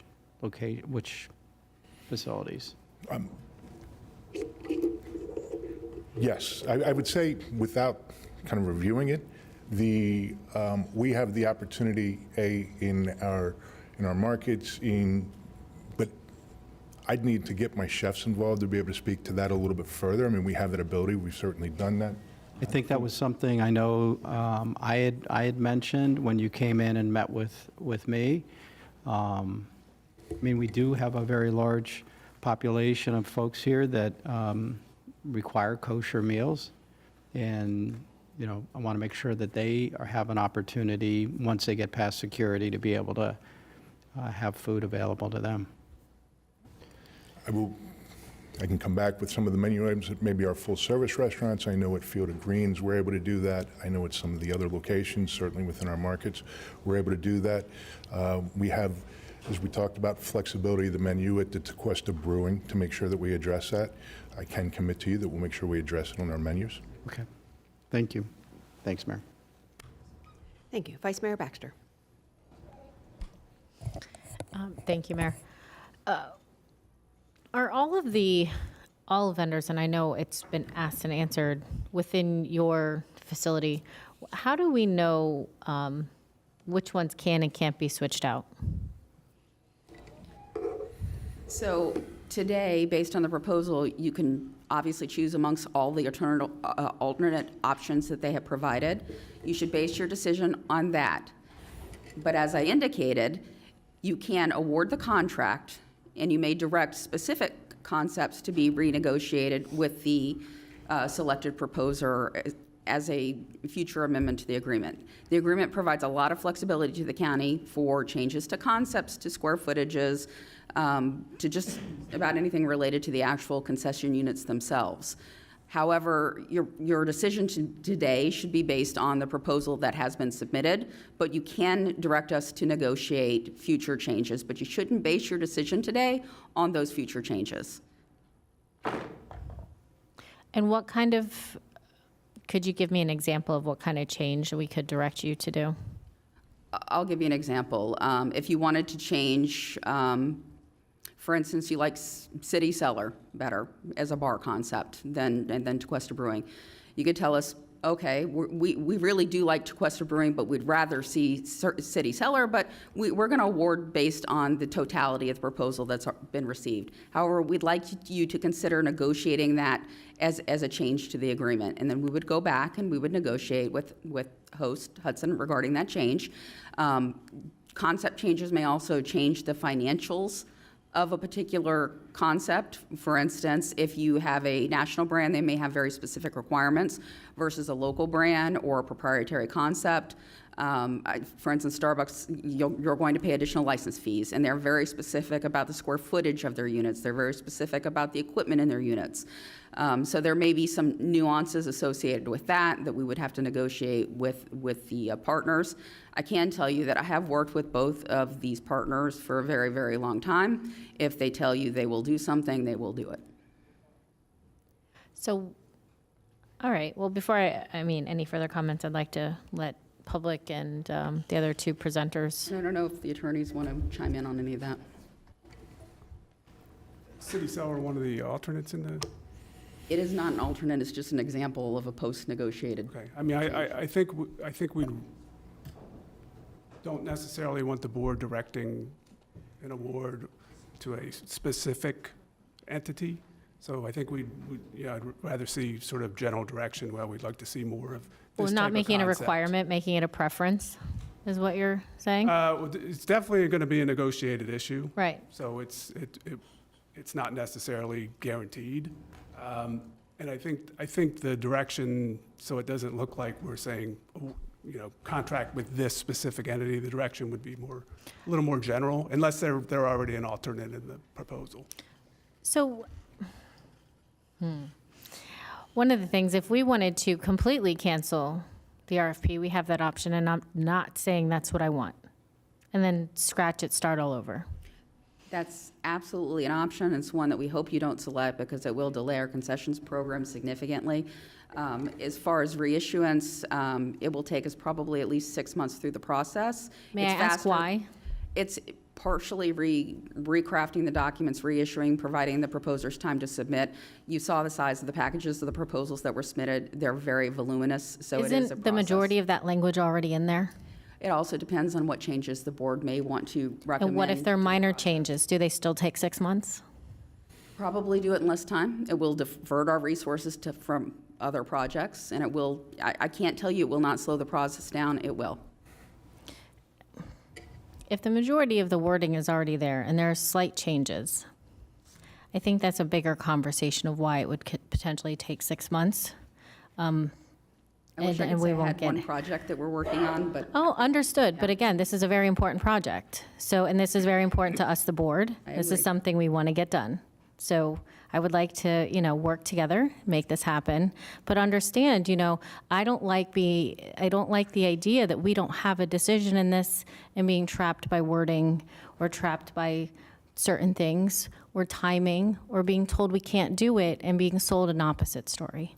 So I would like you to respect that we are the board, if you don't mind, and that we would like a say in this. Absolutely understand. My job is to make a recommendation. It's your job to make the decision, and I don't envy you in this decision. Thank you. Commissioner Woodward. Oh, I'm sorry. Commissioner Sachs? So I want to understand something, and this is really to the attorney. We can make recommendations such as what Commissioner Weiss wants, Commissioner Woodward wants, what I want, but that doesn't necessarily mean it's going to happen. That's correct. If it's not specifically in the proposal, the staff can go back and negotiate those issues and bring an amended contract back to you. What are we doing here today?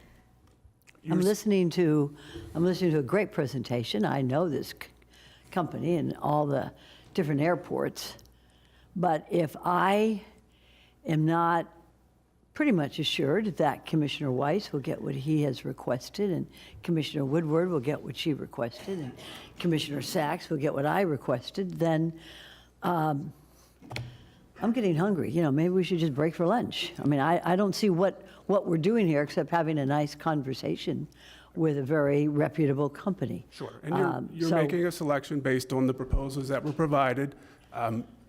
You can obviously take what they're saying with, some belief that they are willing to work on these things in the future as part of some type of amendment to the agreement that is permissible under the terms of the agreement.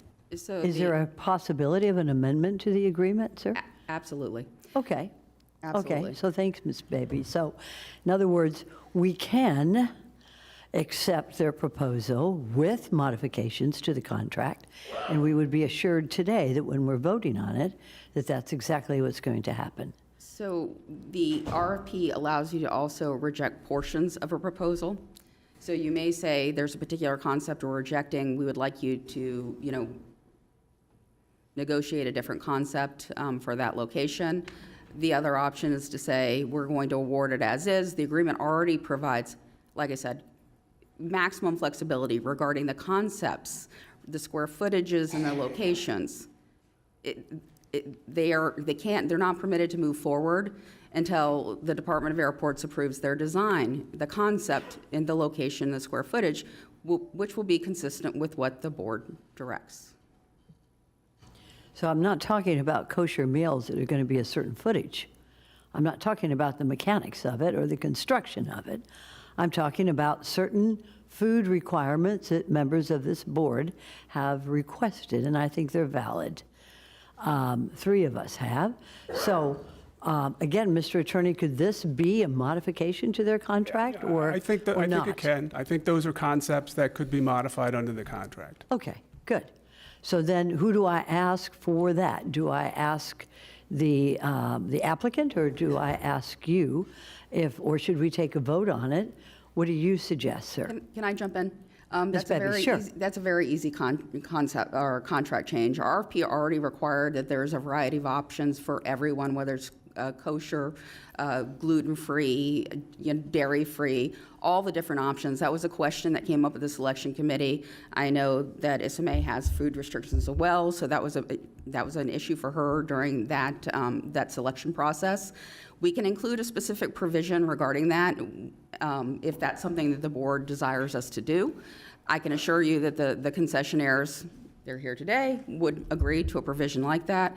We did hear what the board said at the last meeting regarding local agricultural products, and even though the RFP encouraged that and every proposer included it, we specifically included additional language saying that they will endeavor to include local agricultural products to the extent that they can in their menu offerings and their products.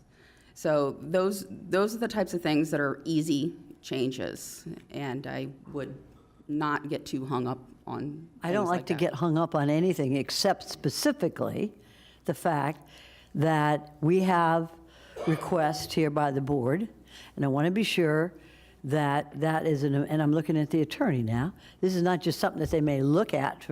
I mean, they need to know, it's a business. Are they going to offer kosher foods? Are they going to offer gluten-free and lactose intolerant? Are they going to offer local agricultural products from Palm Beach County? And if that is an amendment, then maybe we should proceed along those lines. If not, then we don't. Every single proposer will agree to that provision. Every single proposer here will agree to that provision. I can state that today. Host Hudson, do you have any issues with an amendment to your agreement to clarify that you will include all of the different No, menu options? we can guarantee you all of those things. Good, that's what I like to hear. I like the word This was already guarantee. contemplated in the Guarantee RFP. those Okay, things, yes. so in the contract then, as we vote today, that is something that is a guarantee for the 3 items I just mentioned, kosher, gluten-free, and local agricultural products in your offerings. And if that's a guarantee, that's part of the contract, and then I'm very pleased. Thank you, sir, for making that clear. So Thank you, Mr. Attorney. Thank you. I'd like to also mention the RFP is incorporated by reference in the agreement as well as the full proposals. So anything that they commit to in the provisions of the RFP, encouraging all those things, are already there. So it's not inconsistent with what they've already offered, and certainly something that we can beef up in specific contract language. Thank you. And we would request that of every single proposer if that's what the board desires. Thank you. Commissioner Woodward, and then Commissioner Flores. Thank you. And just to clarify, when I brought up the alternate restaurants that were listed, is that something that we need to decide on today? Or is that something that would be in a future discussion? Because they have 1, 2, 3, 4, 5, 6 alternates listed. Would we be deciding between those today? So for the alternates for package 1, you certainly could do that today if that's what you want. If we don't, does that negate us from doing that in the future? Because these are tied to equal financial amounts, so it shouldn't alter their budget. It does not. It should not change the financial requirements of the agreement at all in terms of the alternates. So the way the RP was written, it required every proposer to have a primary and an alternate. As I mentioned, the selection committee requested 1 alternate, and that was the Grease Burger. You all certainly can review the alternates and the primary concepts and select amongst those. The agreement currently identifies the primary concepts with the exception of that 1. However, like I said, the agreement says that we have the final determination of the location, the concept. So whether or not you specifically amend the agreement, that would, if the board directs it's an alternative concept that needs to be built, that's what would happen.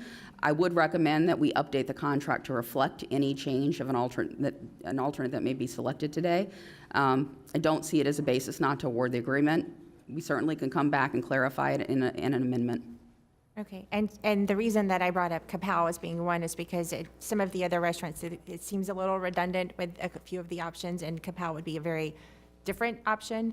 I like that one. Rocco's Tacos, I like those. But again, to address, and thank you for the board support on this, but it's just to make sure that you do have food considerations at each restaurant, because I have routinely had to go off by myself to find food when everybody else is enjoying a margarita at Rocco's Tacos. But they have good options, so I thank you for that. Yeah, I know you will. But yeah, as far as that part is concerned, I like the listings that you do have, with the one exception of the alternate. But I did want to make sure that if we award this today as is, that doesn't exclude us from choosing from these alternates if we have more time to look into what the alternates are.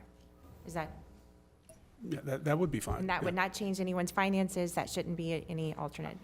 I can't really speak if it's going to change someone's finances. Well, I mean, because they have equivalent dollars listed in their backup, so that shouldn't affect your. Doesn't change anything. Okay, thank you. Thank you. Commissioner Flores.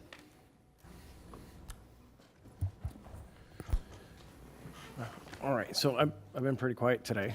I did that on purpose. But I like the idea of the alternate. I just want to know which the alternate would be replaced with. So I guess that to me is the only question that I would want to know before we make that decision.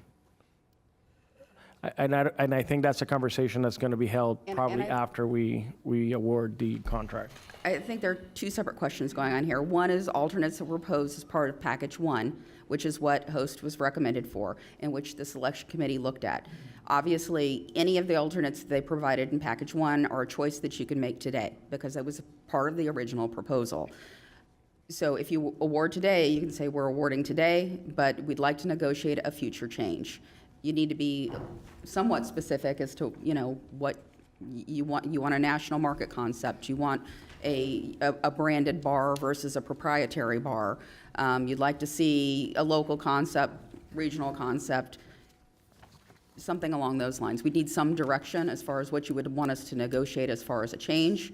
But your award today should be based on what was in the packages that were proposed. So, but the alternates were part of the original proposal, so you certainly can choose amongst those and provide direction to us of, we don't like this concept, we'd prefer this concept.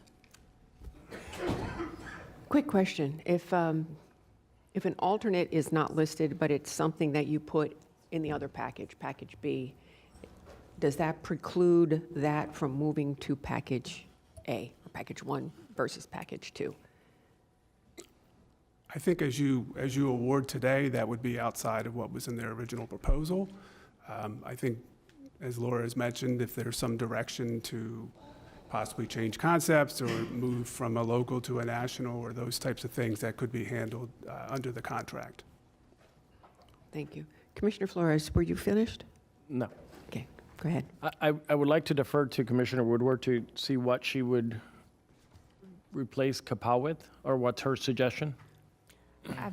What was in their backup had avocado grill or kapow, and so it would be replacing avocado grill with kapow unless there's a different configuration that would want to happen. The other casual dining that's listed is Rocco's Tacos, which I would not want to replace.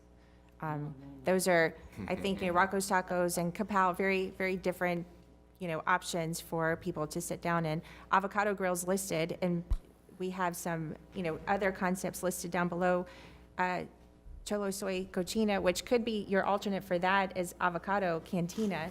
So I don't know if that's So you're- equivalent to Avocado Grill. It seems like they would kind of cover each other. I mean, I know it's not the exact same menu, but it's close enough. It's tough for me to answer that as a restaurateur, but yes, they are very similar. I mean, it's the same ownership type of thing. A little bit different configuration, so you'll see a little bit change to the menu. But yes, you are correct, Commissioner Woodward. Okay.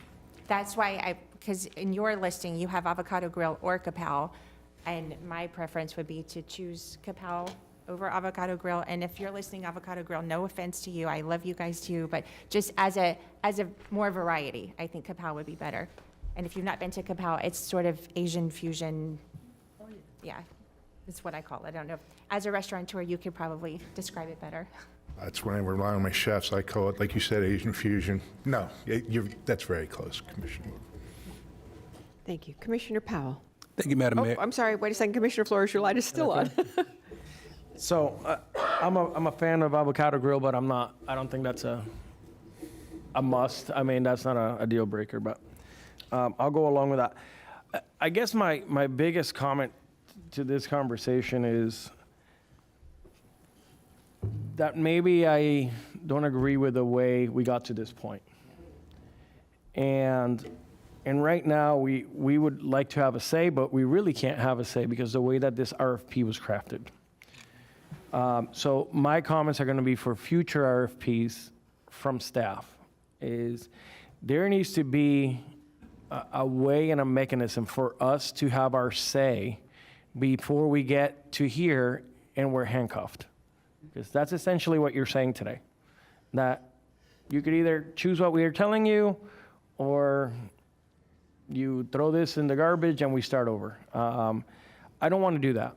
I'm ready for the airport to take that next step and that we can provide these great services because I think for 90% of this, we can all agree that this is probably the right thing to do. But there's that 10% where we would like to have a say and we really can't. And I think that's what we're struggling with up here. And that's more on us internally and the procedure that we use to get to this point where we don't have a say now. Because this was brought to us at the 11th hour, and at this point, the RFP works against us. So I guess my comment is, as we move forward, let's make these RFPs where we can have a say throughout the process. I know we have a cone of silence and that we can't speak to anybody, but at least from staff, I mean, these are valid points. We're talking about dietary restrictions and food items that we are looking out after our people. We have a very specific segment of population that live here that if they want kosher food, they should have access to kosher food. So to me, that's important. And that, to me, as we're going through this process, I trust you guys. and that's key, that I trust the work that you put forward and the selection committee, the work that they did. That's not debatable. But as you heard, we do want to have a little bit of an input into what we're going to see at this airport, because this is not a contract that's going to be negotiated in another 2 years. This is a massive investment on behalf of the vendors that put proposals, and it's something that we have to live with for, I don't know, how long is this contract? 15, 20 years? 10 years plus. So there's a primary transition period of up to 3 years, and the primary term is 10 years. 10 years. So about 13 years. So whatever decision we rubber stamp today is, we live with it for 10 years. So, so I would like to see the process be changed where we can have input, and maybe not at the 11th hour, as we move forward. For today, I know we haven't even heard the second presenter, but I am in favor of moving forward with the staff recommendation, with the caveat that they guaranteed that we're going to have these dietary restrictions. I'm also in favor of replacing kapow with, I can't even remember what it was. Avocado grill with kapow. And I am going to strongly suggest that post-award you negotiate with Plum Market, possibly coming in for the market. Now, that's a negotiation, that's post-award. If it happens, it happens. If it doesn't, that's between you and that third party. So those are my recommendations. Thank you. Mayor, may I? Sure. Sure, if I may, Commissioner Commissioner Flores, I apologize. I think there are 4 things worth highlighting, if I may.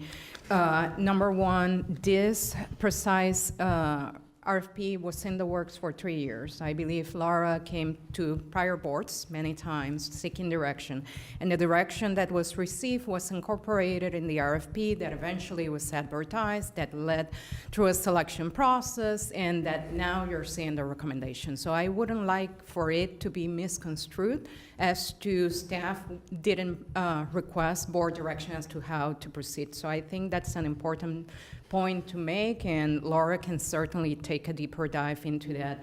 I'm going to take a point of personal privilege, if I may, as it relates to the dietary component. I personally sat in that selection committee, and I can assure you that that question was asked to every single proposer, because I am personally affected, right? So that and the conversation regarding kosher, it is in their proposal. And I'm not one to take a deeper dive into the proposal, but I just did a quick check, and it's there.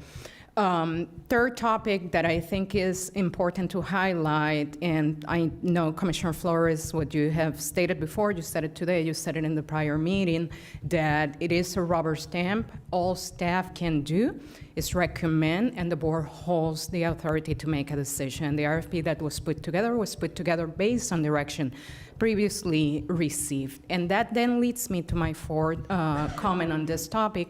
Last time we were in front of this board, we received direction to come back with an overview as to how we do selection processes and what alternatives you may have for consideration. We already started briefing on that approach moving forward, and I can tell you that I will hopefully be here presenting that item to you all, and it will bring you a menu of options as to how you may decide to proceed with selection processes moving forward. As of today, selection processes have not changed. That's direction yet to be received. So all the RFPs that you have on the street and that will come to you for or with our recommendation are based on standing processes. My expectation is that we will be in front of you again with that overview in June of this year. So that's where we currently stand, and hopefully that gives a little bit more of insider background. So I understand what you're saying, Isami, and I respect that, and how we got here is how we got here. Unfortunately, what we have before us today are essentially two options, right? There's technically a third, but if we go down that rabbit hole, we're opening ourselves up for litigation. So we either approve what we have, the recommendation before us, without really being able to make changes, or cancel the RFP and start over, and that's gonna set, I think, 6 months is what we heard, and we're ready to move forward. So that's what I mean by rubber stamping what the recommendation comes before us. I don't think anybody in this board would like to go back to the drawing board and bring this back up in 6 months. But we would like to have more input. I think if I'm reading everybody here, I think that's what I'm hearing. So I think the way we address that moving forward is readdressing the way we're drafting the RFPs so that this board could have more input as we're approaching the end line. Maybe that's where we're hung up. Not at the beginning, maybe towards the latter part. Thank you. And we're coming back in June, precisely with that, Commissioner. Thank you. And this would be to Commissioner Powell and to Commissioner Flores. It's unfortunate that you all have come into this process towards the end, because I can say clearly that the majority of the people in this room have all been in our offices prior to you getting elected. So I apologize that the process seems like you haven't had a say. The folks from Plum Market were in my office. The folks from Doondog were in my office. All of the presenters were in my office along with, and I'm not just saying mine is only me, but in all of the other offices here. It's just unfortunate that the cone of silence was put in place and you were just getting elected. So it's an unfortunate process the way it is, but I look forward to when Isami comes back in June. We do have the RFP process in place for a reason, and boards before us have done things and changed things. Boards after us will do things and change things. But I do appreciate the fact that the RFP process has a process, and it's one of the important things about that process is keeping us out of litigation. And so let's continue to keep us out of litigation. And I look forward to hearing what you have to say in June about the process. And in the meantime, Commissioner Sachs, your light is on. Thank you. I absolutely agree with my colleague, Commissioner Flores, not Commissioner Powell sits next to me, but Commissioner Flores sits next to me. The decisions like these should not be made by staff if they have certain issues. It should be made by 1.5 million people who vote to have certain commissioners represent them. It's our decisions, not staff. Staff is employed to help us, to help the people of the community, to help the people of Palm Beach County. And so when a commissioner here speaks of certain dietary restrictions, he's referring to many people in his district or my district. I had Plum Market come and see me, and I had folks from our local community, young, never forget, it was a mom and a daughter came. They've been doing this business for 2 generations. I don't see them here. So I think the process may be easy for the lawyers, but democracy is not easy. It listens to all the people. And this young lady and her mom it was so sweet. But they're not here today. So I will certainly promote changes to our way that we do business in this county. Because the way we do business has to be representative of the people, because it's the people who elect us.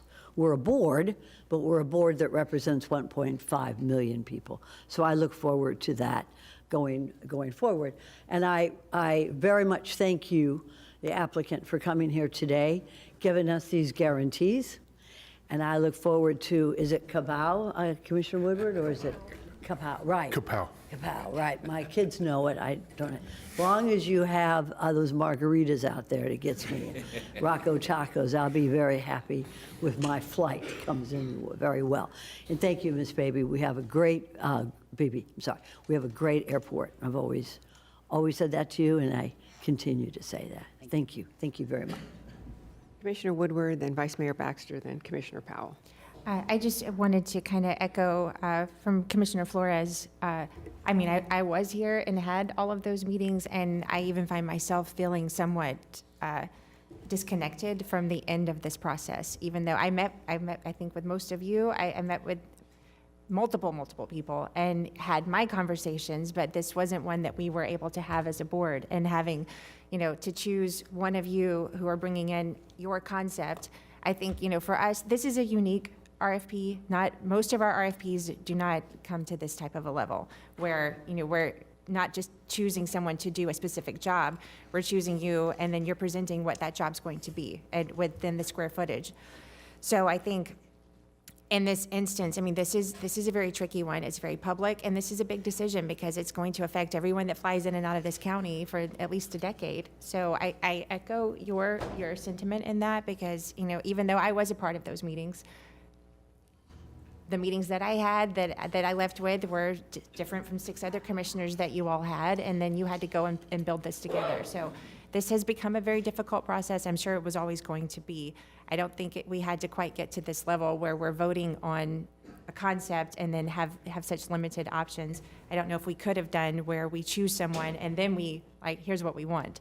I don't think we could have actually drafted an RFP to do that specifically, but it is challenging for us as a board to vote on something when we're having to choose what your concept is versus someone else's concept. I do like what you've presented, and I'm at this point happy to support the staff recommendation, but this was a challenge for us, and it won't be the last. Not everything is going to be this way, but this is something that we need to discuss on future RFPs so that we're not having all of our individual meetings and then we come together and it's like, here's what that came to be, vote on it. So with that said, thanks for the work that you've done. I appreciate the work that you've done. I think we're still, we have cards, but are we doing the second presentation first? We have a couple more comments. Vice Mayor Baxter. Thank you, Mayor. I'm going to echo some sentiments of my fellow commissioners. I do agree, and it's what I was alluding to. I didn't like how we got here. I do know not all RFPs are of this magnitude, so I do agree, but I think there needs to be a way to delineate between those. Also, saying that we have a choice to represent our constituents, but then coming here and saying there's legal, financial, and timing reasons why we should just go with what's been selected for us doesn't really give us a choice. That's saying, here's a choice, but if you don't go with it, these are all your problems. That isn't really a choice. That's this is what you got. So I don't like that. I was here for the past 2.5 years, and I don't remember conversations with staff, unless they were, you said 3 years in the 6 months before I got here, about what we wanted to see in an RFP. The only reason I knew this was even an option is because prior to an RFP going out, we had multiple companies come meet with us, and I appreciate that. But why am I learning about that from companies and not our own staff? That lies a problem as well. So to say that we've had multiple discussions, no, we've talked about the airport expanding. We have talked about future potential use of parking spaces and lots and passovers and where we would like to see the airport go. But I do not recall, I have a fairly good memory, where we ever discussed what we wanted to see in this RFP. Could you help me with that? Sure. So generally, we don't bring the RFPs for board approval prior to issuance. That hasn't been the county standard policy. We certainly can do that moving forward if that's what the board desires. That is a change in policy. We have been talking about it for 3 years. All of the potential concessionaires, we've done outreach for a long time. So they have come to your office to talk to you, and they use that information in crafting their actual proposals. They did listen to what you have to say, and many of the concepts they've included, I'm sure, reflected your comments and your desires.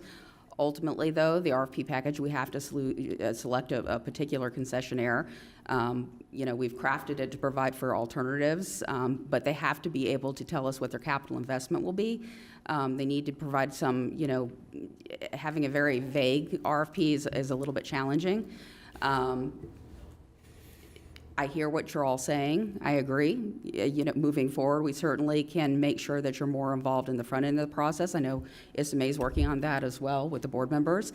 I can't go backwards in time.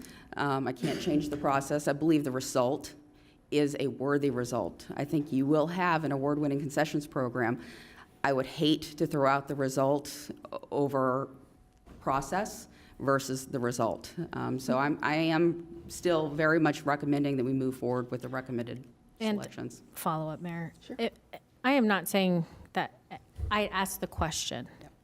I'm not saying I want to do that. I do agree with what Commissioner Flores had presented. I do agree with replacing avocado toast with cacao. I do agree with making sure and having it in our contract that we have kosher options. Absolutely, to Commissioner Weiss's point. And just going forward, and I do look forward to coming back and looking at this process, but also, and there was one more thing you had said, Commissioner Flores, I think, yes, Plum Market as a negotiation as a part of this. Absolutely. 100% hear what you're all saying. Absolutely. And I'm going to say it again. I understand my job is to make recommendations and give you advice. Your job is to tell me what you want. And my job is to implement that. Whether I agree with it, whether I don't agree with it, that's my job, and I understand that.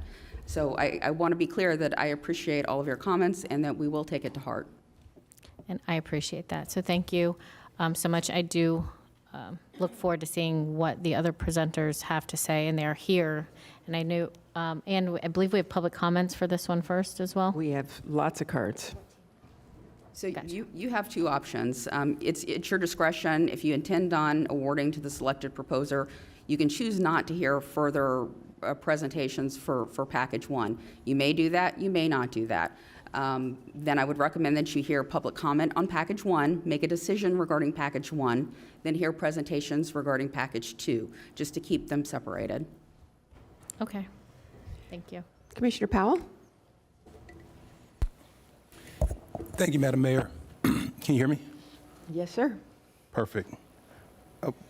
First, I do want to thank staff for going through this information. I had an opportunity to look through some of the documentation that you all sent us with regard to this process, and looking through the packages and with a lot of detailed information. So, and I also appreciate my colleagues in terms of wanting to have more input, and I'm sure there's ways that we can get to that. I personally, there was a lot of information to go through that I don't want to be responsible for ultimately having to whittle it down.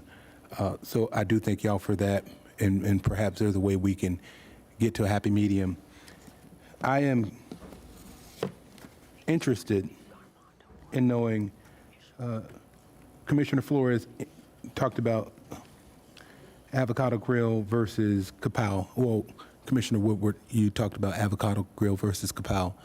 And I really want to know what the implications of that are.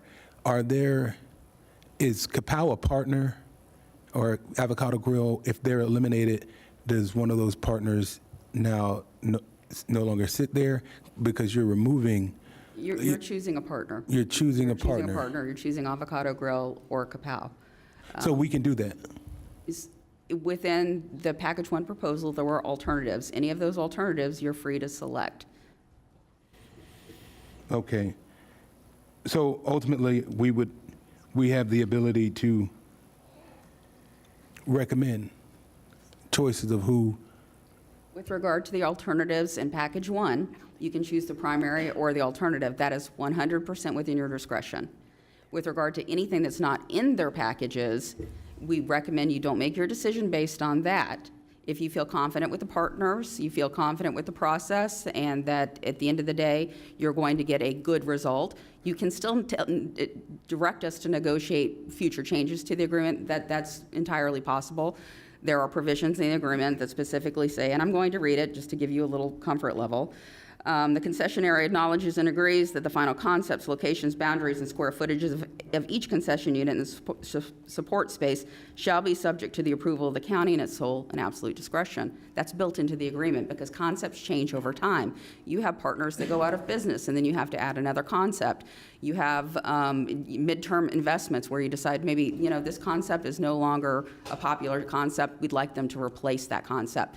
Airports are living things, so you have to have that flexibility to make changes moving forward in the future, because I'll give you an example. We've had a concept that came in, and literally months after, the company went bankrupt, and you don't want that to be continued in your airport. Thank you.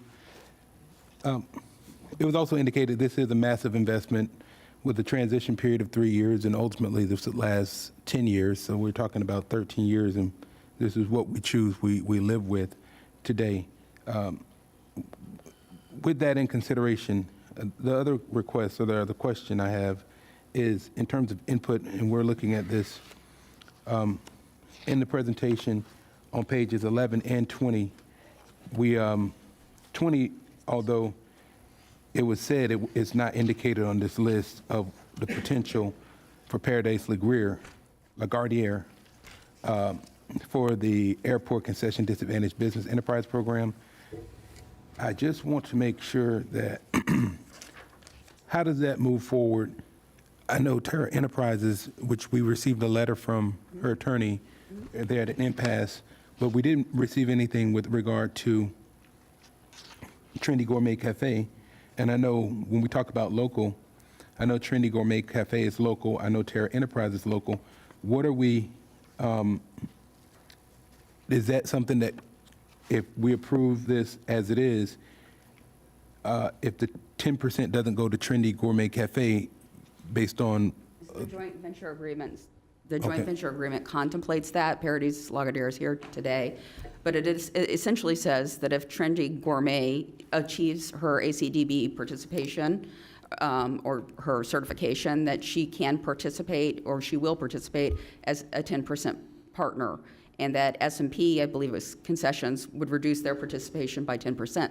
That's contemplated already in the agreement they have all signed. So there's nothing that we need to do for that to occur. So we wouldn't need to see that again? There's nothing that you need to do for that to occur.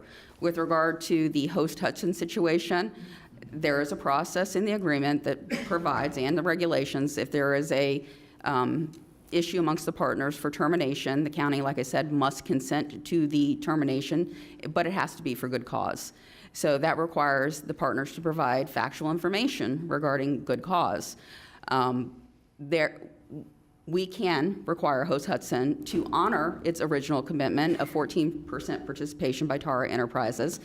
Host Hudson has indicated they're willing, ready, and able to honor the 14% participation by Tara Enterprises. You can speak to that as well. That's correct. So that doesn't change anything. The only question is whether or not we consent to a termination if Tara Enterprises is unwilling to participate based on the original commitment Tara Enterprises made on Schedule 2, letter of intent in the RFP document. Thank you. Does that come back to the board, or is that? That's not something that needs to come back to the board. We would, as the department, have delegated authority to consent or not to consent to that termination unless you tell us that you would like that to come back to the board. However, it's based on factual information and ultimately a review of the documents to determine whether or not there's good cause. Thank you.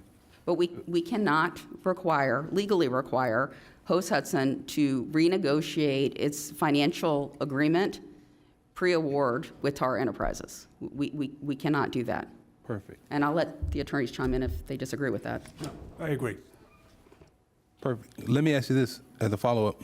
Can we legally require, or is it just a recommendation when we have preferred to swap out a partner Kapow versus Avocado Grill because they're already in there? How does that? That's a totally different question. Kapow, it has nothing to do with their airport concession disadvantaged business enterprise participation. That's concept. So the RFP contemplated that you would select either the primary or an alternate concept. You're 100% able to do that. That doesn't change anything with regard to the original RFP document or proposal. ACDB participation is different. When a partner commits to an ACDB firm, they cannot be removed from participation without the county's consent. This is different. It's just changing the concept. Okay, perfect. Thank you.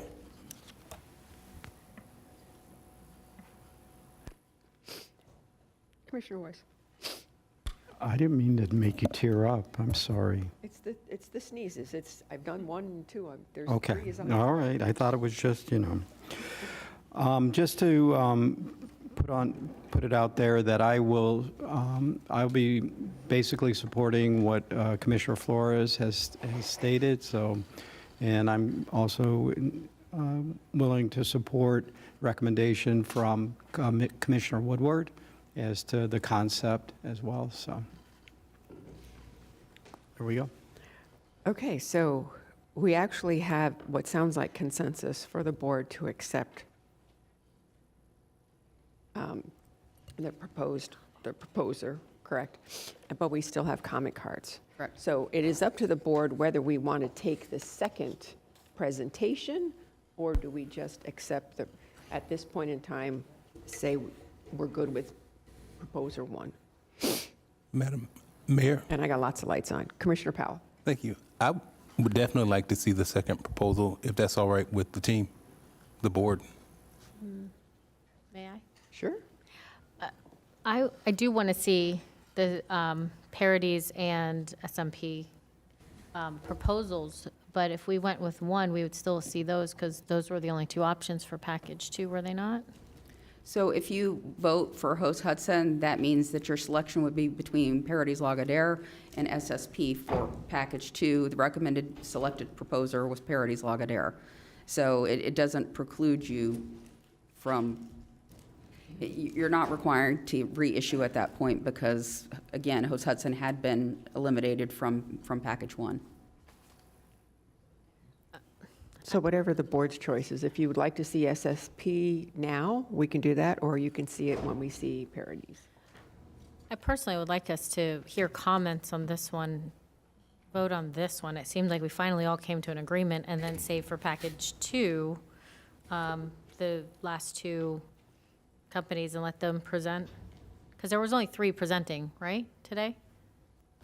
That's correct. Right. It's not like we're eliminating anyone who came all the way down here from presenting. That'd be my preference. Okay, why don't we take comment cards? And remember, we're limiting you to 2 minutes, and if you can do it in less than 2, that'd be fabulous. And Commissioner Woodward has the cards. Madam We have Mayor? 14 cards? Yeah, Oh. sir. Thank Point you. of privilege. Commissioner Powell? Did your email indicate 11:45 or noon? That's for That was for Thursday. Okay, perfect. Never mind. Carry on. Thank you. I have Career Source on Thursday at noon, so thank you. Rocco Mengel, Christina Corge, Jose Mendez, and Hess Masalet are the first 4. Let me actually, before we do this, let me ask a question. If you are here to comment on SSP, is it SSP or SMP? SSP. SSP.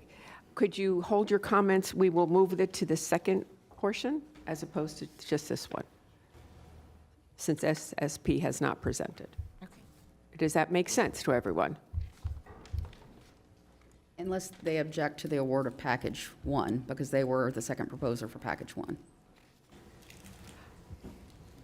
Anybody who wants to speak? You get to hear it.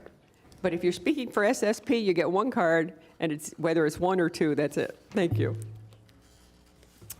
Okay, I thought I had 3 minutes. Good morning, Mayor, Vice Mayor, Commissioners. Thank you for the opportunity to speak on behalf of Rocco's Tacos. I am Rocco Mangle, and our partner HMS Host. Rocco's Tacos locally has been in business for the past 17 years.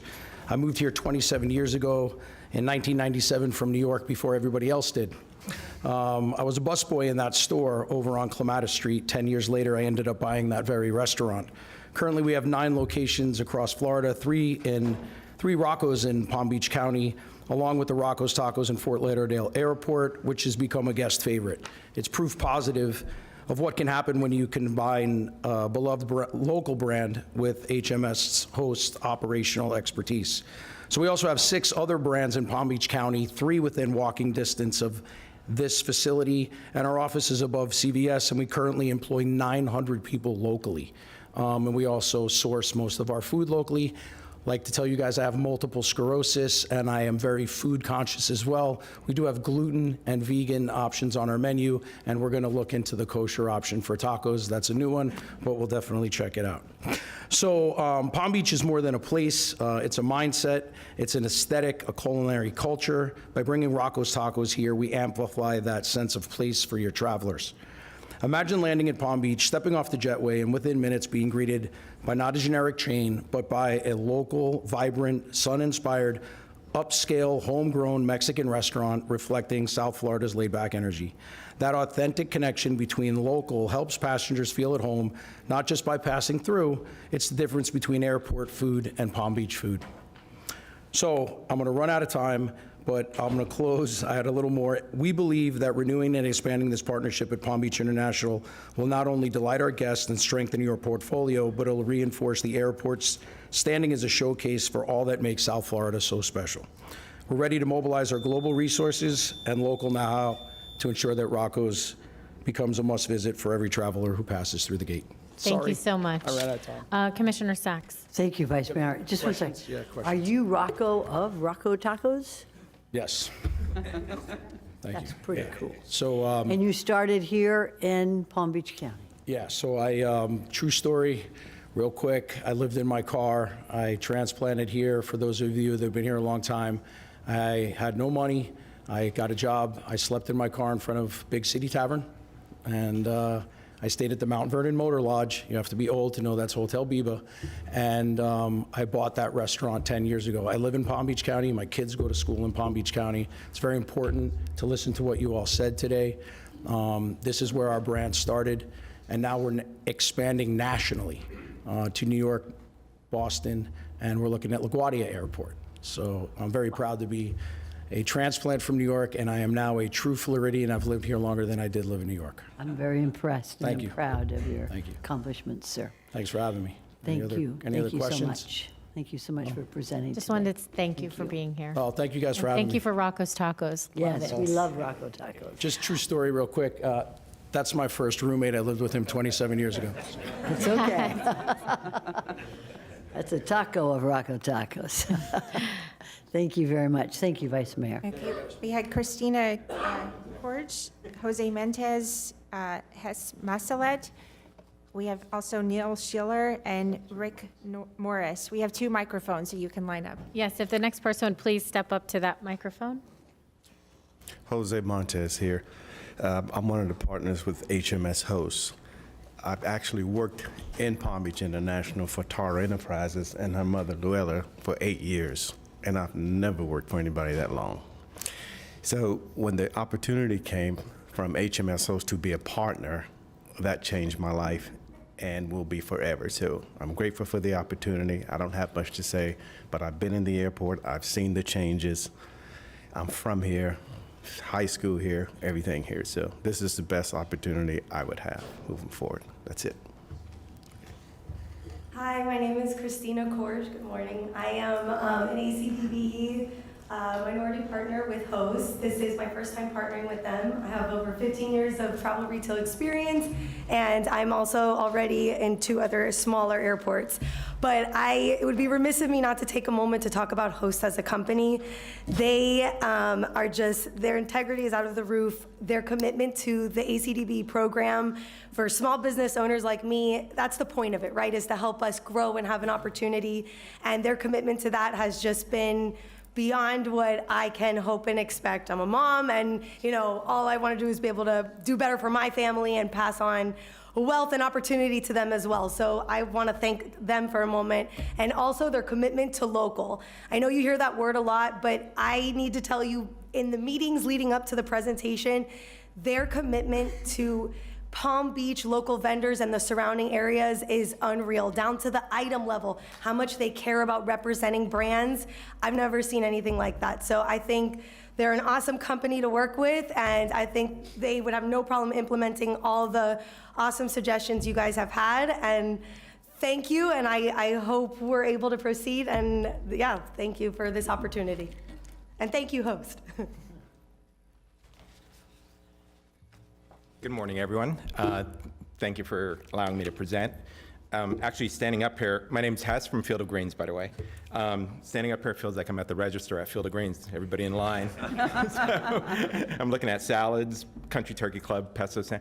I just want to say, you know, as you all know, Palm Beach County is turning into a world-class destination. And the first and last thing everyone sees is the airport. But some of the things in there are kind of dated. You know, I struggle trying to find a juice or a sandwich or a salad to get. And, you know, Commissioner Sachs, you said, you used the word boutique, and that's exactly how I describe our airport. I love our airport. It's a boutique airport. It's really easy to get in and out of it. Commissioner Woodward, you were talking about dietary requirements. You know, Field of Greens, as you know, we work gluten-free, vegan. 90% of our desserts are gluten-free vegan, just to let you know. And our salads also can all be turned into vegan and gluten-free. Working with HMS, I'm really excited about, you know, in the last 2 years, they've reinforced the confidence in me that it's going to be a world-class market that they're creating in there with all the choices that are in there. So, you know, I think they're a committed partner throughout this whole process.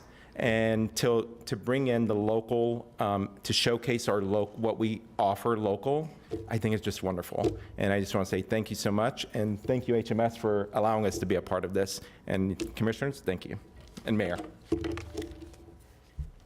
Commissioner Weiss. Hess, real quick. Yes. Is today Taco Tuesday salad? It is. Okay, yes. just checking. And it is gluten-free as well. That sounds like our lunch break. Yes, please let me know. I'll see you there. I'll be at the register. Thank you. Good morning. My name is Neil Schiller, Government Law Group, 137 Northwest 1st Avenue in Delray Beach. I'm here today representing Tara Enterprises, who has been at PBI for 41 years with her mother. And we're here today asking or suggesting a different course, extension. The selection committee has recommended Parodies. The selection committee has recommended HMS Host, your two existing operators at the airport. Extension does things that you seem to think that you want to do, not seem to think that you want to do. Staff can negotiate changes to existing offerings at PBI under the existing agreements with the existing Parodies and HMS Host without opening yourselves up to any liability of a bid protest or litigation that everyone is worried about. And you also have all the benefits Ms. Beebe expressed: timing, you don't need new or temporary office space, and again, not opening yourself up to liability. We think this is a great option for you to explore, something that hasn't been considered here today, and again, gets you where you want to be with Host, and if you choose Parodies. We think this is a good option, something to consider, and that's why I'm here today. Thank you so much. Mayor. Vice Mayor. Neil Schiller, please. Mr. Schiller, question for you. You saying extending what today? Extending the existing agreements that HMS Host and Parodies have at the airport today. Because they're the current vendors. They're the current two vendors. And you're saying that by doing that, would you just reiterate what you were trying to explain? By extending the existing agreements today, you would have the same flexibility to almost dictate the terms of the extension. So kosher, so gluten-free, vegan, et cetera, which I'm sure they would all agree to anyway. You could dictate to those vendors today, as well as dictating the different brands that you want today. because as your staff said, things change and things evolve. And so not going with a new agreement, but extending the existing agreement. So if there is a desire to insert Plum Market into the airport today, that's something that you could negotiate with one of the existing vendors and not have to go out to a new contract. Interesting. All right, thank you. Ms. Beebe? Certainly not something I would recommend. There are partners that propose today that are part of the existing concession. Host International is one of the two partners of Host Hudson. There are also a number of joint venture partners that aren't included in the current concession. I'm concerned that those partners would be eliminated from this opportunity, as well as some of the other partners. I think the right thing to do is to award the current concession agreement. Frankly, the form of the agreement is much more favorable to the county. In order to move forward with that agreement, I would recommend that we amend and restate the agreements in their entirety. And when they were originally issued, one was for food and beverage and one was for retail. These are combined opportunities that allow them to do both. Would not be my recommendation. And as I said, you maintain maximum flexibility under the new agreements to negotiate concepts and other changes to the agreement. So I can simply bring back an amendment to the existing agreement if there are changes to concepts or locations or things that you want to change. In terms of favorability of the agreement, though, these agreements are head and shoulders better than the older agreements that we have that have been amended many, many times. Thank you. Madam Mayor, just to follow up on that, there may be some procurement issues with that. I don't know the term of the prior RFP, how long it was for. You might have to consider, an extension might have to be done under emergency circumstances, things of that nature. So just, those are possible issues. Thank you. Any more cards? Yes. You have Carolina Barefoot, John Clark, Pat Murray, and Jennifer Jewell. And Iris Goldschmidt, Allison Butch, I'm sorry. It's okay. Okay, thank you. Daryl Searcy and Ashley Walker. So except for hi, good morning. Except for the first name and the last two names, everyone else was SSP, or I'm here on behalf of SSP, so we will yield, but the first name and the last two. Good afternoon. I'm Daryl Searcy with Chandler, Campbell, and Dashel. And this is a pinnacle moment for us to be able to partner with HMS Host on this opportunity, which is a life-changing opportunity for a small business. See, I started my business here in Palm Beach County in 2009. Virginia Baker at the time was adamant that I become certified with the county small business program. And I just ignored her. So she pinned me down, I got certified, and the next thing you know, I've got a small business contract at Palm Beach International Airport with 2 employees retrieving luggage carts. Because of the program that you invest in, that you have in this county, I had mentors. I met with bankers. I learned how to be a business person, and today I've got 400 employees in 52 airports around the country. Right here, it started right here in Palm Beach. So to watch PBI become a world-class airport, to think that I had something to do with the fact that, Laura, we get these awards and people just keep coming here. So I'm here to say thank you. I'm here to say thank you to Virginia for grabbing me by my ear like Big Mama used to and say, boy, you gonna do this? I'm here to say thank you for this commission, because you've invested in small businesses, you've made sure that we had resources available, and you guys had more vision about me than I had for myself. And I want to thank HMS Host because for the first time, they went looking for new partners. They found folks from Riviera Beach, from Palm Beach County. They said that this is an opportunity for all of us, not just a single person. So thank you, and thank you very much. Can't follow that. Hi, my name is Ashley Walker. I'm the CEO and owner of Smoothie Me Please. We have our first storefront in Riviera Beach. back in 2017, I remember the ballpark of the Palm Beaches, the original name. I did the research and they were coming to the city or the county. I said, how do I get my products there? I did my research, found an email and pitched to them. And would you know, for the first season, they allowed me to be the only local vendor to sell products from my push cart. And I remember opening week, Laura Baker just got up, but she was one of the first visitors to come visit our push cart at the ballpark. And then a couple of years later, I hear that the Super Bowl is coming to Miami. I'm like, well, that's right down the street. I gotta get there. So in 2019, I was here at the same platform speaking to you.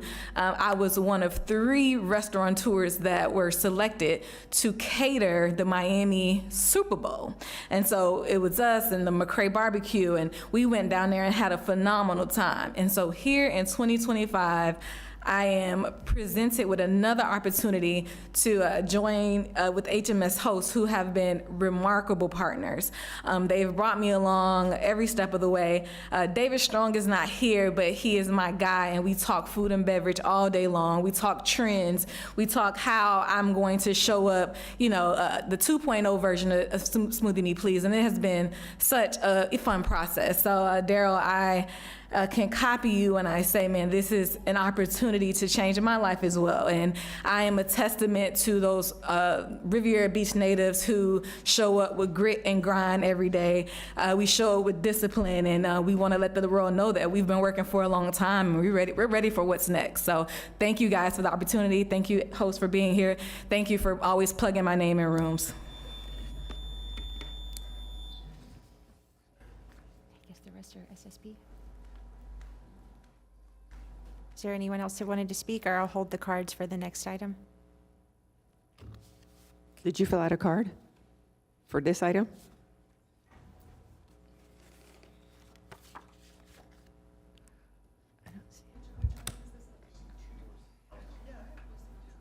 This is 4C1. Okay, I don't have ours. Okay. We have no more cards. Commissioner Flores. I would like to make the motion to approve host for package 1 with the replacement. Is that how we would make this motion, with the replacement of kapow with avocado grill with kapow? And with the guarantees of the food, the dietary restrictions that were made today. So I have a first and a second. Any further discussion?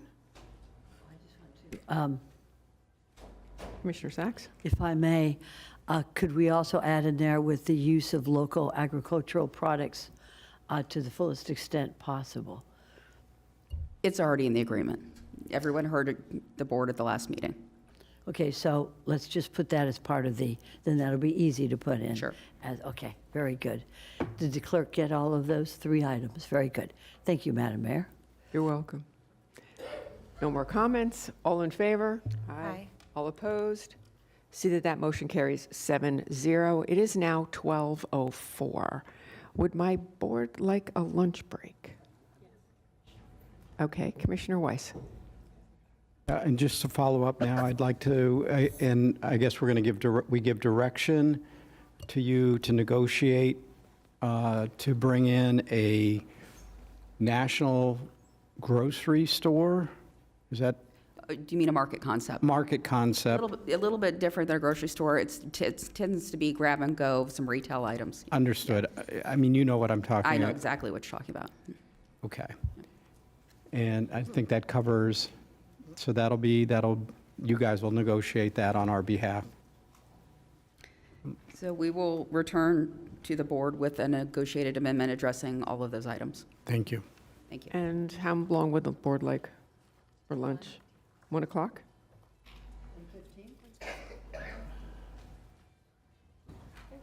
1:15? We will come back. We're going to adjourn until 1 o'clock. At that time, we'll come back and we'll hear proposal number 2. What did I say? Adjourn? We will recess.